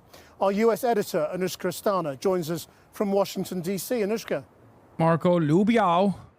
You know, in this job, I spend a lot of time listening to testimony on Capitol Hill behind me. And the last 2 days, Krish, have been fascinating. Marco Rubio has spent hours taking questions in the Senate yesterday and in the House today. And those heated exchanges with Democrats really tell you a lot about how this war is playing out here in America. On that point that he said yesterday, that the war is over, Congresswoman Sarah Jacobs came back today. She represents San Diego with the largest concentration of military personnel in the US. And she said, tell that to my constituents, including 2,500 Marines who are still off the coast of Iran. And she said, if it's over, who won? Now, Marco Rubio's response was to say that the Operation Epic Fury part of this, when America was hitting Iran day in, day out, that's the bit that's over. And the Americans consider it a victory because they have degraded Iran's military capability. But what Democrats came back on that was basically, give us a break. You haven't done a deal. The president have suggested that the blockade could go on until September. We've seen more strikes overnight. This is not over. And were you warned about the possible consequences? Rubio's response to that was to say we were warned about all the possible consequences, but we thought that a nuclear-armed Iran would be worse. Well, the Democrats were pushing Rubio's buttons. How did he respond? Well, he responded quite angrily at times, and they were using quite dramatic ways to push his buttons. At one point, he was asked about Trump falling asleep when he was talking. Marco Rubio said he never falls asleep. He calls me at 2 in the morning. So they showed him a video of Trump falling asleep while he was discussing the war itself. At one point, Rubio hit back and said, is this a Foreign Affairs Committee or is it a circus? But in truth, all of the questions really brought up issues that are really bothering the American people. Anushka Astana in Washington. Well, let's just take a breath for a moment and remind ourselves how we got here. War began on the 28th of February with the US and Israel striking Tehran and sites around Iran, killing the supreme leader Ali Khamenei and more than 175 children and teachers at a school in Minab. Iran immediately hit back, firing drones and missiles at Israel and targets in the Gulf, Iraq and Jordan, and stopping ships from passing through the Strait of Hormuz, driving up oil prices. 2 days later, Hezbollah began firing rockets and drones at Israel in solidarity with Iran. Israel quickly responded, bombing Beirut and dragging Lebanon into the war. Just over 5 weeks later, President Trump announced a ceasefire that has broadly held, but Israel has continued to attack Lebanon, and the Strait of Hormuz is still largely closed, with the US launching its own blockade of Iranian ports. Well, one man who predicted many of these events is Nate Swanson. He advised Biden's White House on Iran and was then the State Department's representative on the Trump administration's Iran negotiating team. He wrote an article just before the war started, warning of a global economic shock and a quagmire that would be difficult for America to get out of. And he is now director of the Iran Strategy Project at the Atlantic Council and joins us from Virginia. I mean, I suppose given how things have turned out, being right can't be very satisfying. That's exactly right. It's extremely unsatisfying. It's been all bad news. So, I mean, we saw Rubio saying everybody knew how Iran would respond under attack when it comes to the Strait of Hormuz. Do you believe that? And do you think that's clear from the way the American administration mounted its action? Yes, I think so. I mean, I think it's been very clear in some of the leaks and interviews that have come out since that the bureaucracy in the United States government was doing its job. It was outlining what the threats were, what the possibilities were, and that information. Oh my God, Kopink actually assaulted her. I thought it was a joke. She needed medical attention after this. Whoa, okay. You are misinformed. Wow, I disavow. I disavow.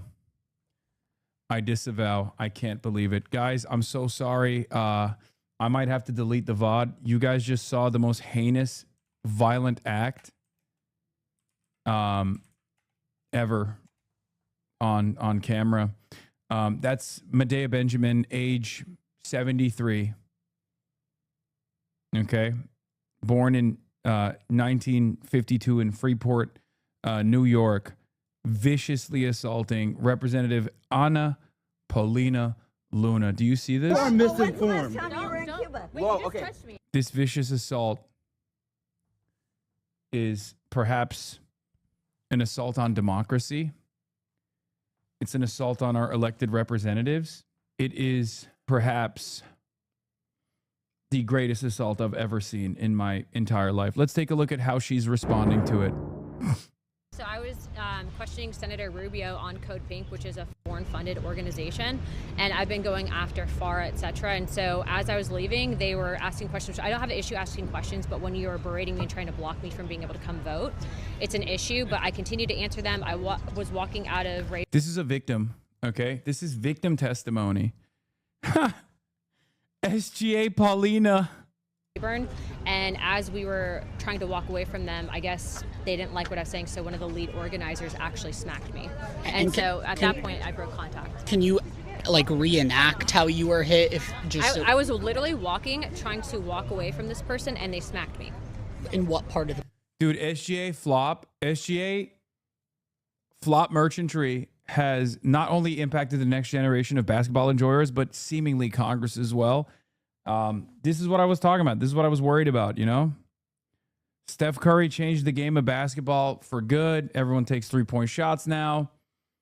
And now everybody's flopping. Everyone's flopping. SGA wishes he could flop like that? True. Body. They smacked my arm. Smacked your... Are you injured right now? I mean, look, either which way, you don't touch anyone, especially if you don't like what they're saying. You cannot physically harm someone. You can't hit them. You can't block people. TMZ obtained video of the incident. People right, not killed right now by a policy of cutting off oil, cutting off every single way that government can get money to keep the hospitals going. To actually get aid to the people of Cuba, because it doesn't sound like you do. No, because Marco Rubio has been sanctioning the Cuban people, which is hurting them by the billions. Medea, my queen. No, that hurts the people there. They have no power. You are misinformed. Whoa, okay. Touched me. Oh, it was sorry. It doesn't matter. You just touched me. You're going to walk away right now, or else I'm going to call Capitol Police. Don't touch me. Did you guys catch that?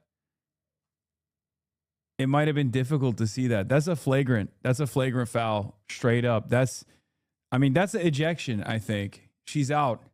Ejection, out for the rest of the season. Okay? Maybe not just out for the finals, but out for the upcoming season too. We need VAR to make a decision on this. All right, run it back. Okay, this is going to be harrowing imagery. I just want to give you I want to give you a content warning again, folks. Obviously, we're rewinding to see the horrifying attack from 73-year-old Medea Benjamin against Congresswoman Paulina Luna. Oh, that hurts the people there. They have no power. You are misinformed. Now you might actually miss it. I'm gonna run it again because if you blink, you miss it, right? You are misinformed. Tell me you're in Cuba. Well, okay. Sources on the ground have reported that in the aftermath of the video, she actually got sliced in half like an anime. Like she actually did the Viltrumite style hand knife technique. You can't really see it though because it's so fast.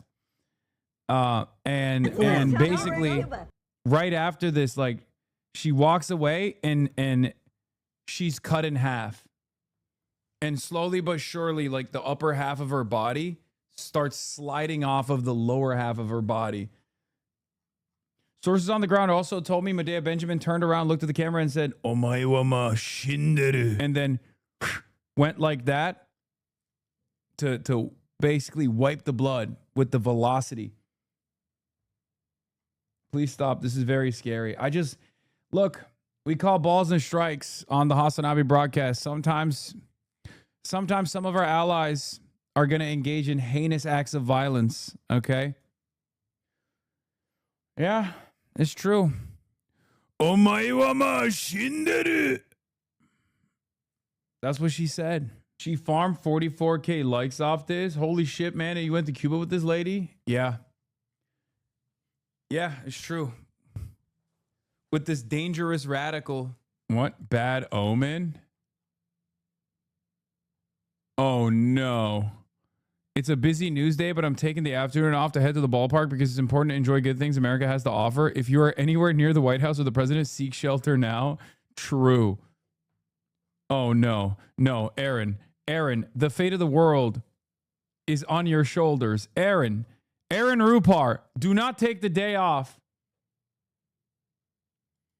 This is breaking news. Representative Randy Fine calls for far-left influencer Hassan Piker to be jailed. Why is this?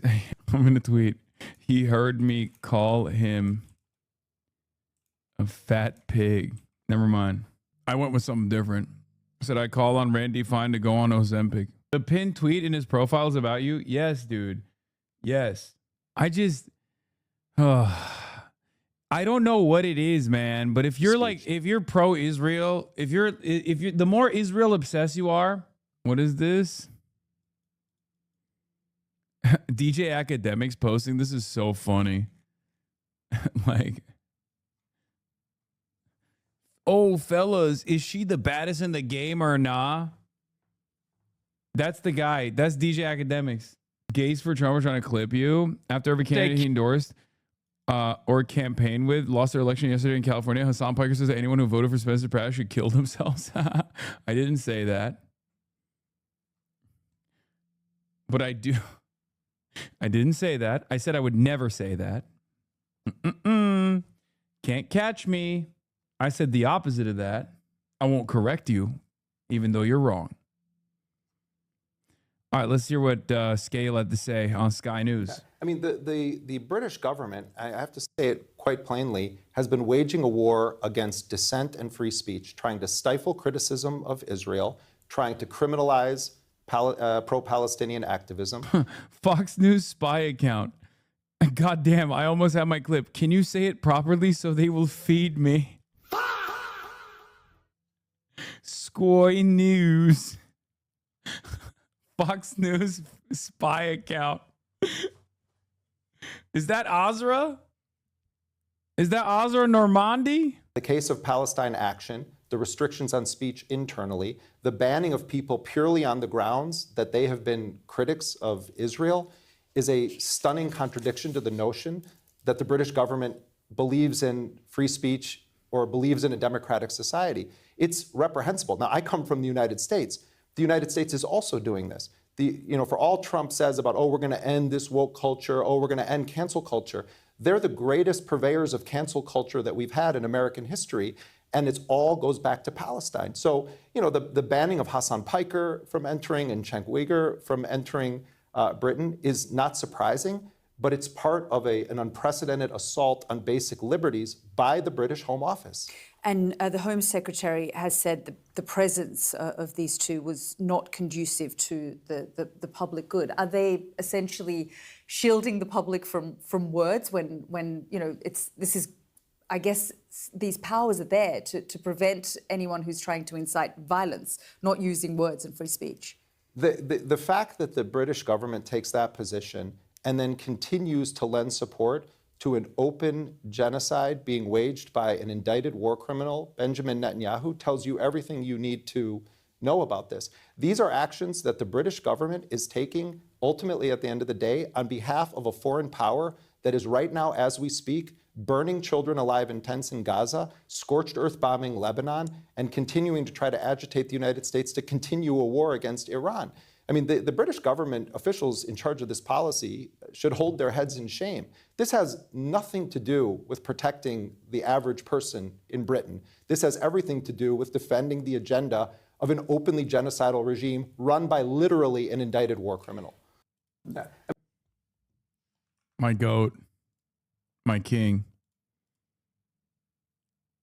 What an honor that I can also get to call him a friend.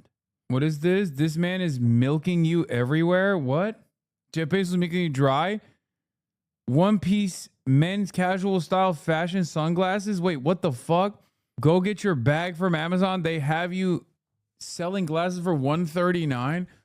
Why am I popping up in all of these like different fucking random things that they're selling on Amazon? I don't understand what's going on. What? It's a flash deal. AI listing generation. What is happening? These are third-party aggregates selling from China, so they're obviously big fans. I mean, it's an honor that Chinese third-party sellers are using my likeness. Like, I'm honored. I will say it. I'm honored. You know, China loves me and I love them back. Still strange, though. Information was ultimately making it to our cabinet secretaries, including Secretary Rubio. What I think we've seen since then, though, is that when, the president was making the decision to go to war, they weren't raising these concerns with him. So ultimately, the blame for this war is with President Trump and President Trump alone, but also his closest advisors who failed to actually be honest with him. So what is the way out? Well, that's a great question. I think the way out is probably twofold. One, it's a recognition that going back to war isn't going to change the status quo for the benefit of anyone, not for Iran or for the United States. So there has to be this acknowledgement, which is sort of there, that it's in both sides' interest to end this diplomatically. That's proven to be much more tricky than I think anyone anticipated. And I think partially it's because substance is less important than the perceptions right now, right? So there's been this perception, I think, in the U.S. and in Iran that they need to win the negotiations. The war was sort of indecisive, so they need to be perceived as the winner of the talks. And that's really where the stalemate is occurring. It's not on the substance. Everyone agrees the Strait needs to be, reopened to traffic. Everyone agrees that, Iran will get some sort of financial compensation, sanctions relief. And then, hopefully there will be some, at a minimum, talks about Iran's nuclear program. I mean, all those details are agreed to. The problem seems to be, who is perceived as the winner. And, this is a new dynamic in U.S.-Iran negotiations, where in the past, the U.S. would always give Iran the rhetorical victory and take the substance. And now neither side wants to give anyone the rhetorical. So, I think we just have to set that aside and focus on the substance, essentially. It's not just the AI book. It's probably one of those like boomer ass jokes. It's like, it's probably empty. The inside of the book is probably empty. It's a classic boomer joke. I've seen it before. Like reasons to be a fan of communism. And then it's like 0. Get it? 0 reasons. Mr. President, get down. Okay. Yes, I know. Aaron Rupar is taking the day off. The United States probably could have struck a better nuclear deal in January before this war started than it is able to now. Yeah, I mean, I would actually go back and say when I was still in government, I think our best opportunity for a deal was before the 12-Day War. You know, it was really in the run up to June 2025.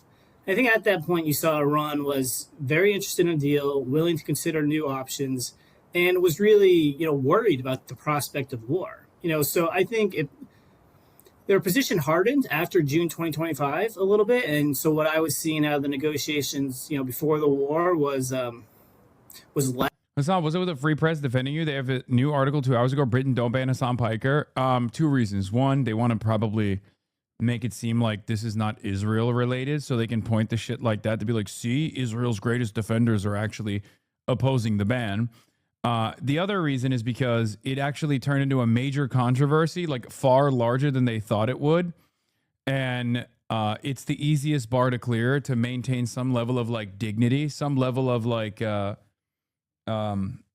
know, intellectual honesty on the basis of defending free speech, because it is like it is the lowest bar to clear. Saying what England is doing is really fucked up and indefensible is genuinely the lowest bar to clear at this point. Wait, Professor Jong on Welcome Glenn back. Diesel brings me up. What the fuck? It's all about following the rules. It's like people aren't allowed to exercise their common sense anymore. You have this massive dictatorship going on. You know, I just read today that there were 2 Americans, Cenk Uygur, Hassan Piker. I'm sure you know who they are, but they were denied entry. Damn, Glenn Diesel, my goat, knows who I am. I listen to the Greater Eurasia podcast with regular frequency now. Okay? Because he has unlimited access to Goatsheimer. Okay? Get Glenn on to talk. He doesn't talk. I don't even know what he sounds like. His podcast is literally just him asking one question and then allowing Mersheimer to talk for 45 minutes uninterrupted. That's the whole podcast. He just sits there, stone face, stone cold stunner Glenn Diesel, and just goes, yeah. He has Chris Hedges, Mersheimer. He has Jeffrey Sachs. He has them all. To Britain because they were a threat to the public peace. What does that mean, really, a threat to the public peace? But you're not even allowed. See? He's not even doing anything. Like he's not even making a statement in support of Professor Jung. His eyes are saying everything that needs to be said. To speak your mind anymore. And it's all part of this moral decay when people are not even allowed to have an honest conversation. And then you have another sign, which is just evil triumphs in the world. So the more evil you are, the more powerful you become. So just think about how these incompetent individuals, people like Peter Thiel, Jeff Bezos, just by co-opting the political system, they're able to just have billions and billions of dollars. I think just the idea of billionaires is outrageous. And never before in history have we had so many billionaires.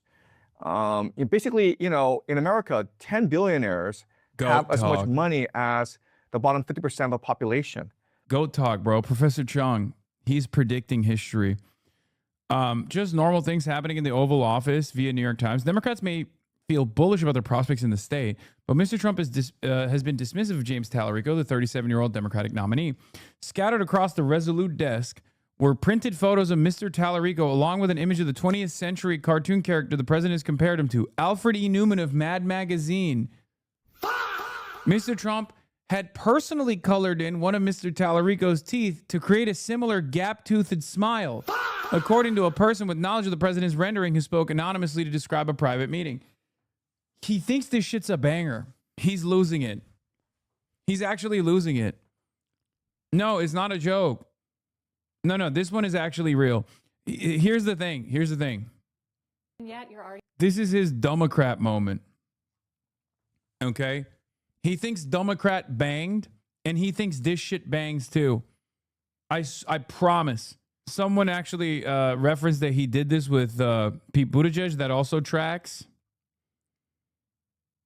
Facing resistance. I mean, President Macron of France this week said there's no justification for the major escalation by Israel in Lebanon.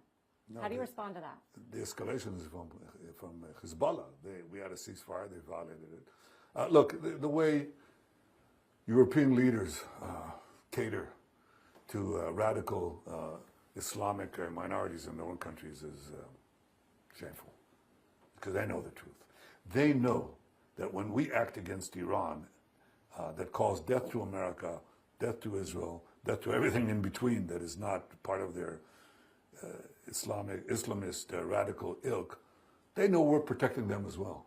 But they don't have the guts to stand up and line up with the right thing that will save our civilization against these barbarians. Does the UK have a free speech problem? Two popular left-wing political commentators in the US, Cenk Uygur and Hassan Piker, have been denied entry to the UK.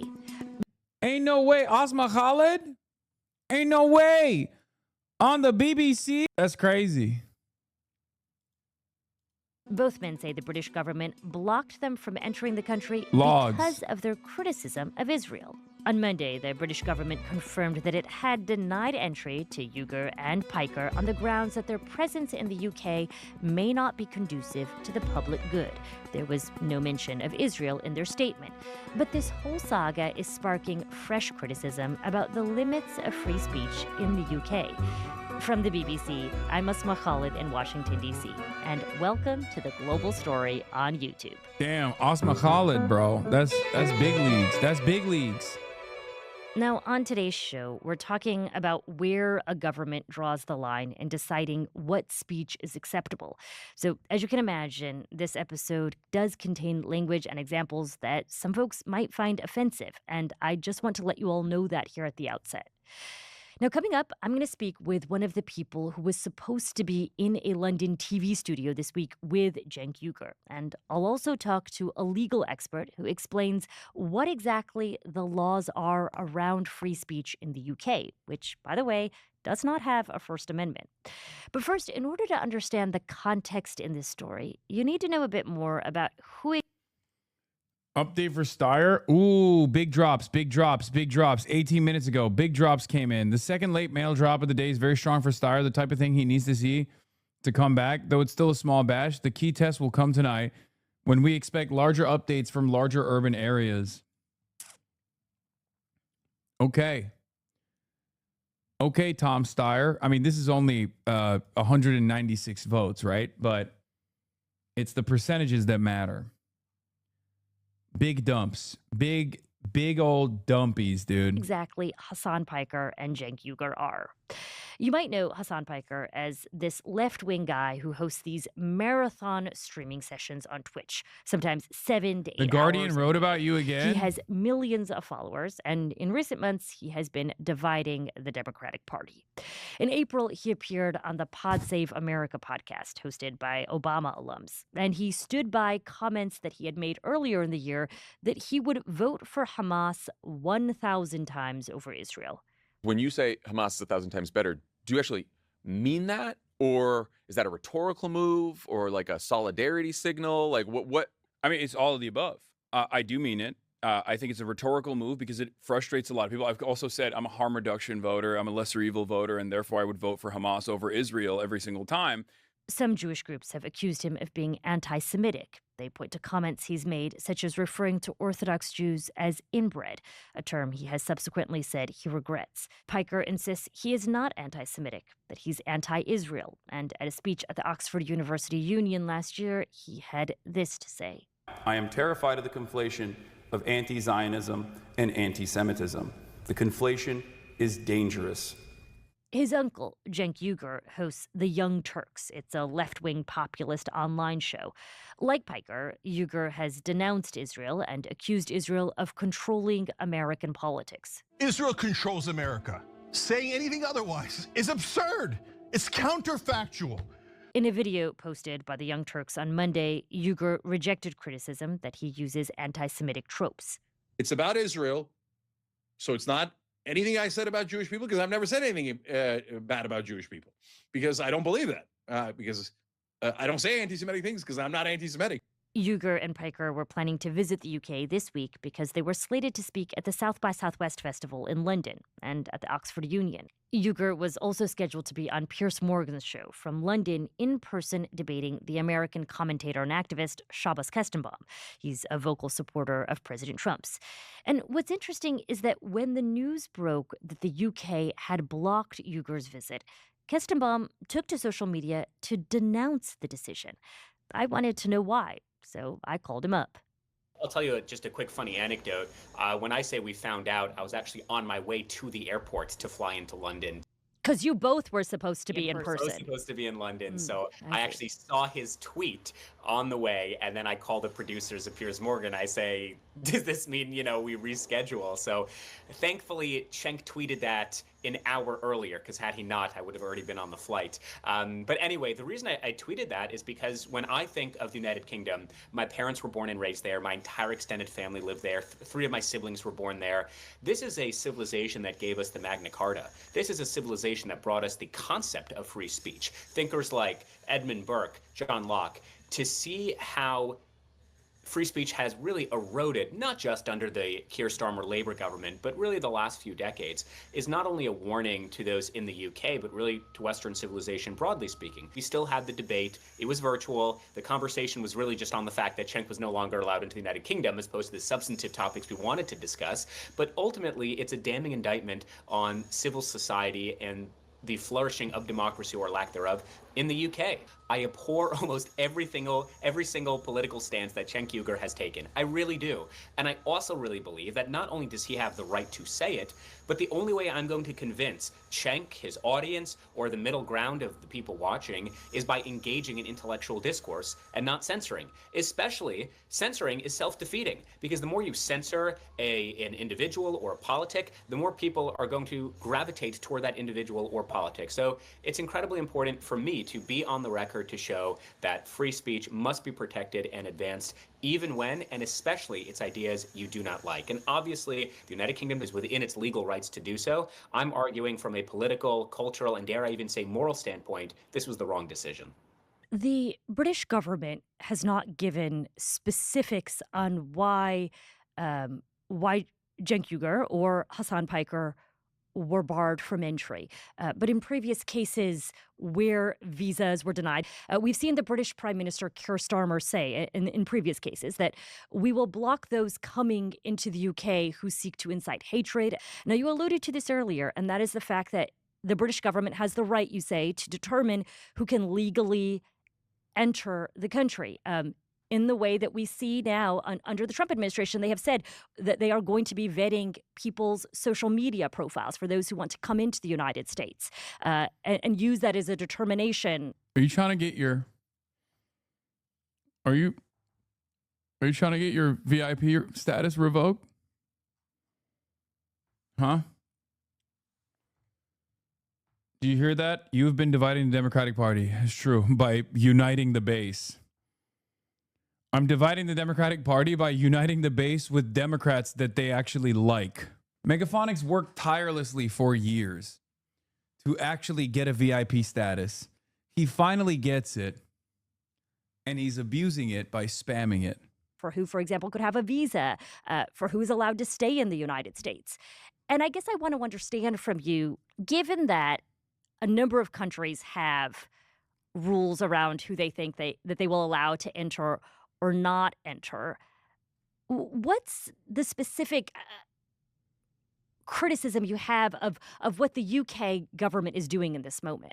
My criticism of the UK government is multifaceted. First of all, their dictum or their definition of what's considered a public nuisance is entirely subjective, it's entirely arbitrary, and it's entirely undefined. They don't actually tell people. So on Piers Morgan's show yesterday, Cenk and I were openly speculating. Was it because of Cenk's anti-Israel biases? Probably, but we don't actually know that. Maybe it's because of the odd comments he made about the Muslim grooming gangs. We don't actually know because the British government hasn't spelled any of those things out for us. Our Secretary of State, Marco Rubio, has been entirely consistent. He's on the record in public about it. He says, we are looking through your social media posts to see if you have support for terrorism, for example, because why would we want you, if you're identifying yourself with Hamas, Hezbollah, the Houthis, why would we want you on American institutions of higher learning, which I think is an entirely fair point to say. My critique with the United Kingdom, and this is why I said from the very beginning, from the get-go, they have a legal right to do it. I just disagree with it politically. They don't explain what any of those values are. You can't just say we abhor hate speech. Okay, what is hate speech? You can't say that if you're a threat to the public good. Okay, what's being a threat to the public good? Especially when you allow dozens, if not hundreds, of migrant boats monthly to arrive on your shores. You're pretty lax about those laws, but you're going to enforce, Cenk Uygur and Hassan Piker, who you won't even articulate what they did wrong. It's a total double. I've never felt nastier about being defended by such a nasty guy. This is Shabbos Kestenbaum, right? He's the PragerU guy. He's the guy who's like, I left the Democratic Party. Like he's not wrong about the anger that he feels towards the British government's weird attitude here.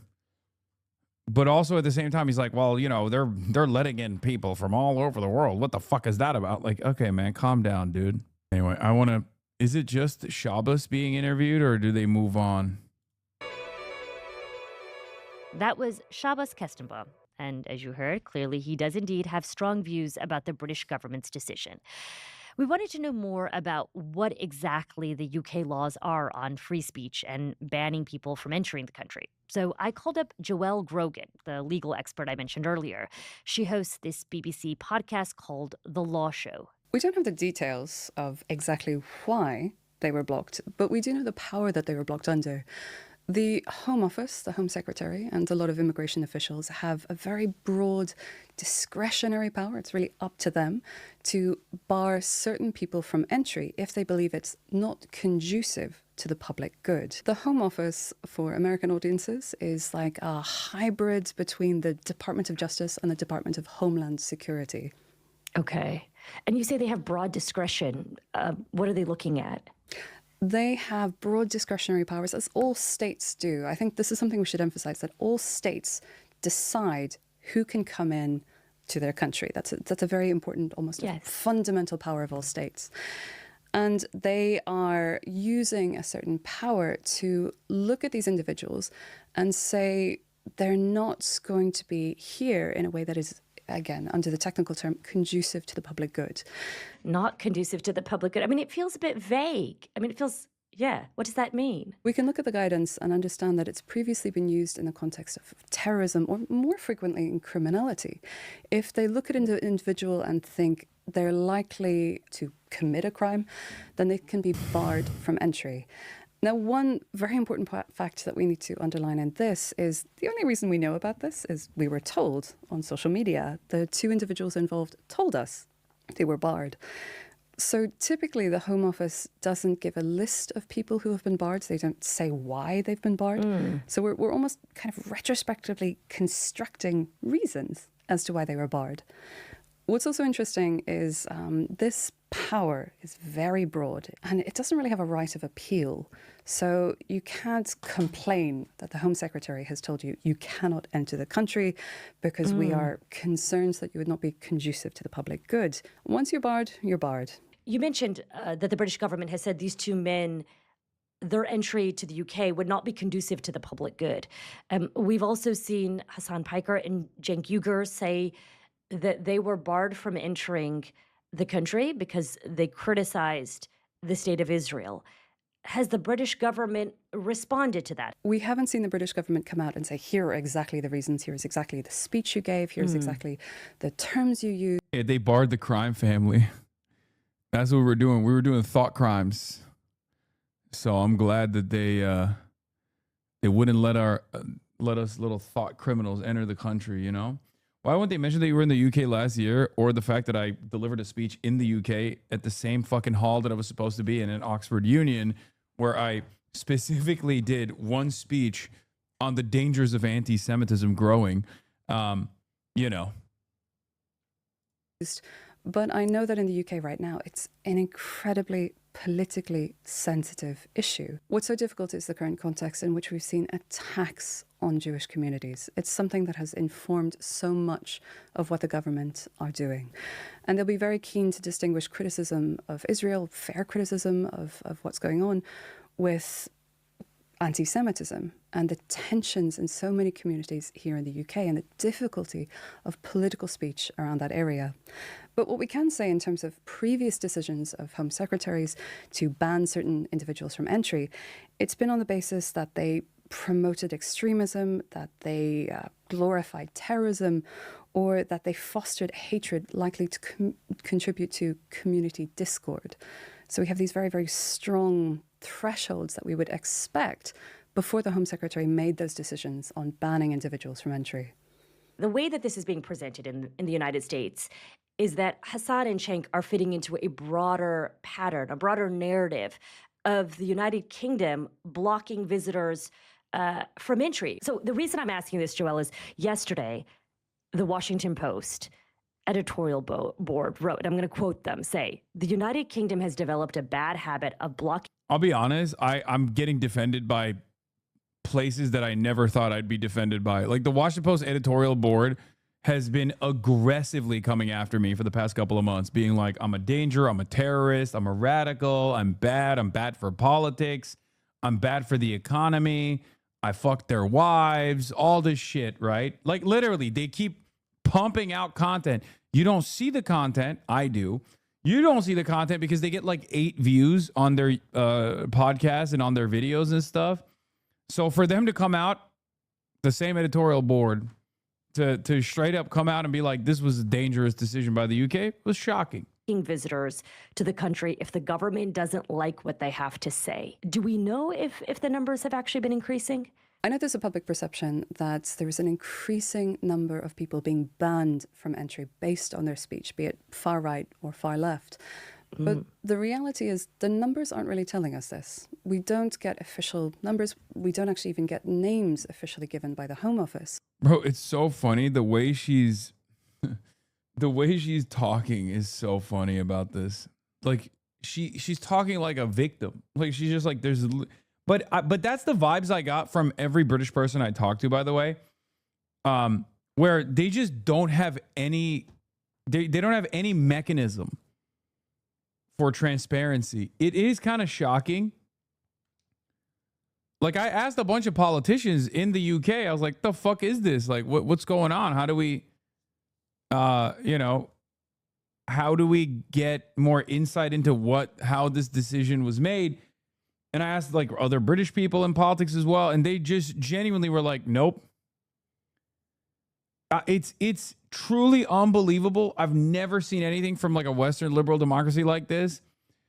It is kind of against the whole spirit of the enterprise, right? The idea that like this unilateral decision could be structured in such an opaque way where there are more questions than there are answers, and there is no real way to even figure out what the decision-making process looked like.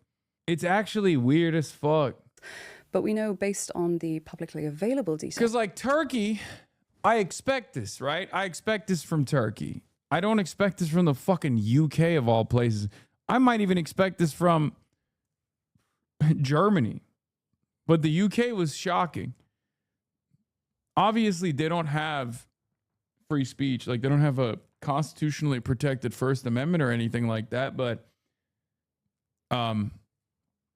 there are definitely appeals that you should be able to make. And there is a broad understanding.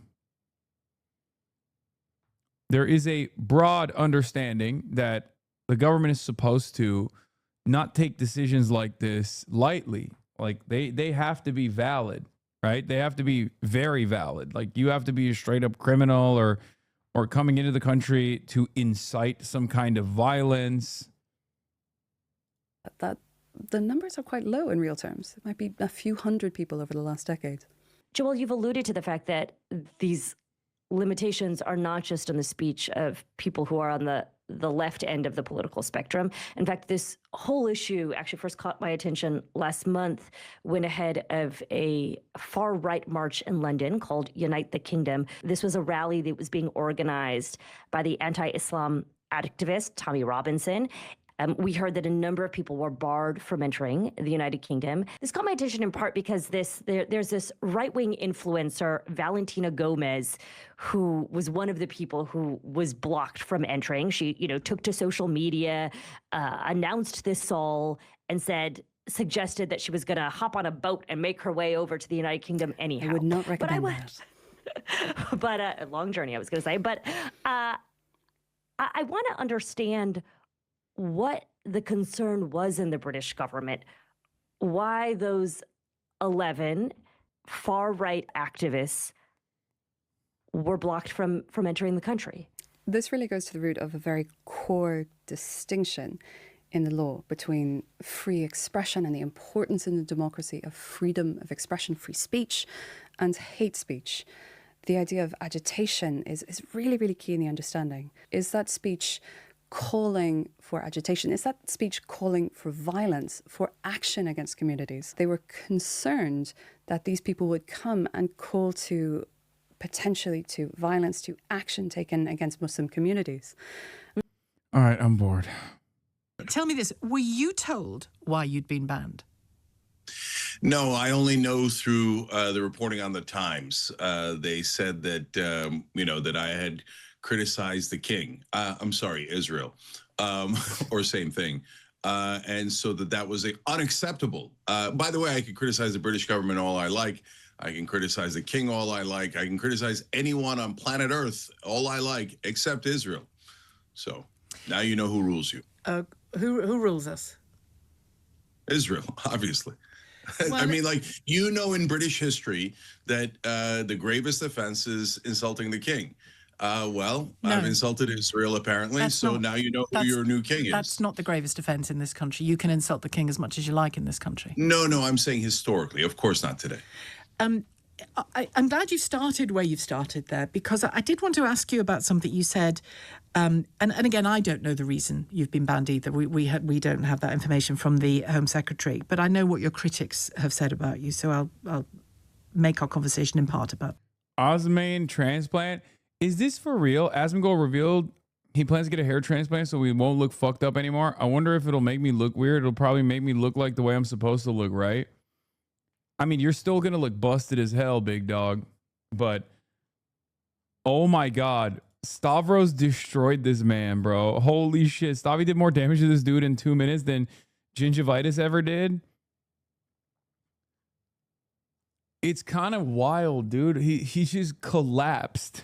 Stavros just went, oh, dude, you get no pussy. What's wrong with you? And ever since then, he's been spiraling. Ever since then, this man has been spiraling out of control. What the fuck is happening? You said check out what he's wearing today. What is he wearing? Oh my God. Oh my God. What the fuck is he wearing? What is this shit? Are we going to bully this guy? Is it a Pride shirt? Is that what it is? Is it for Pride Month? Are we bullying this guy into having a better life? Does bullying work? What's going on? He's wearing a new shirt. New shirt alert. Happy Pride. You should watch when he reacts on you covering the elections. I mean, what the fuck does he know about elections? He's an absolute moron. I think Hilton's based. Damn, this guy's good.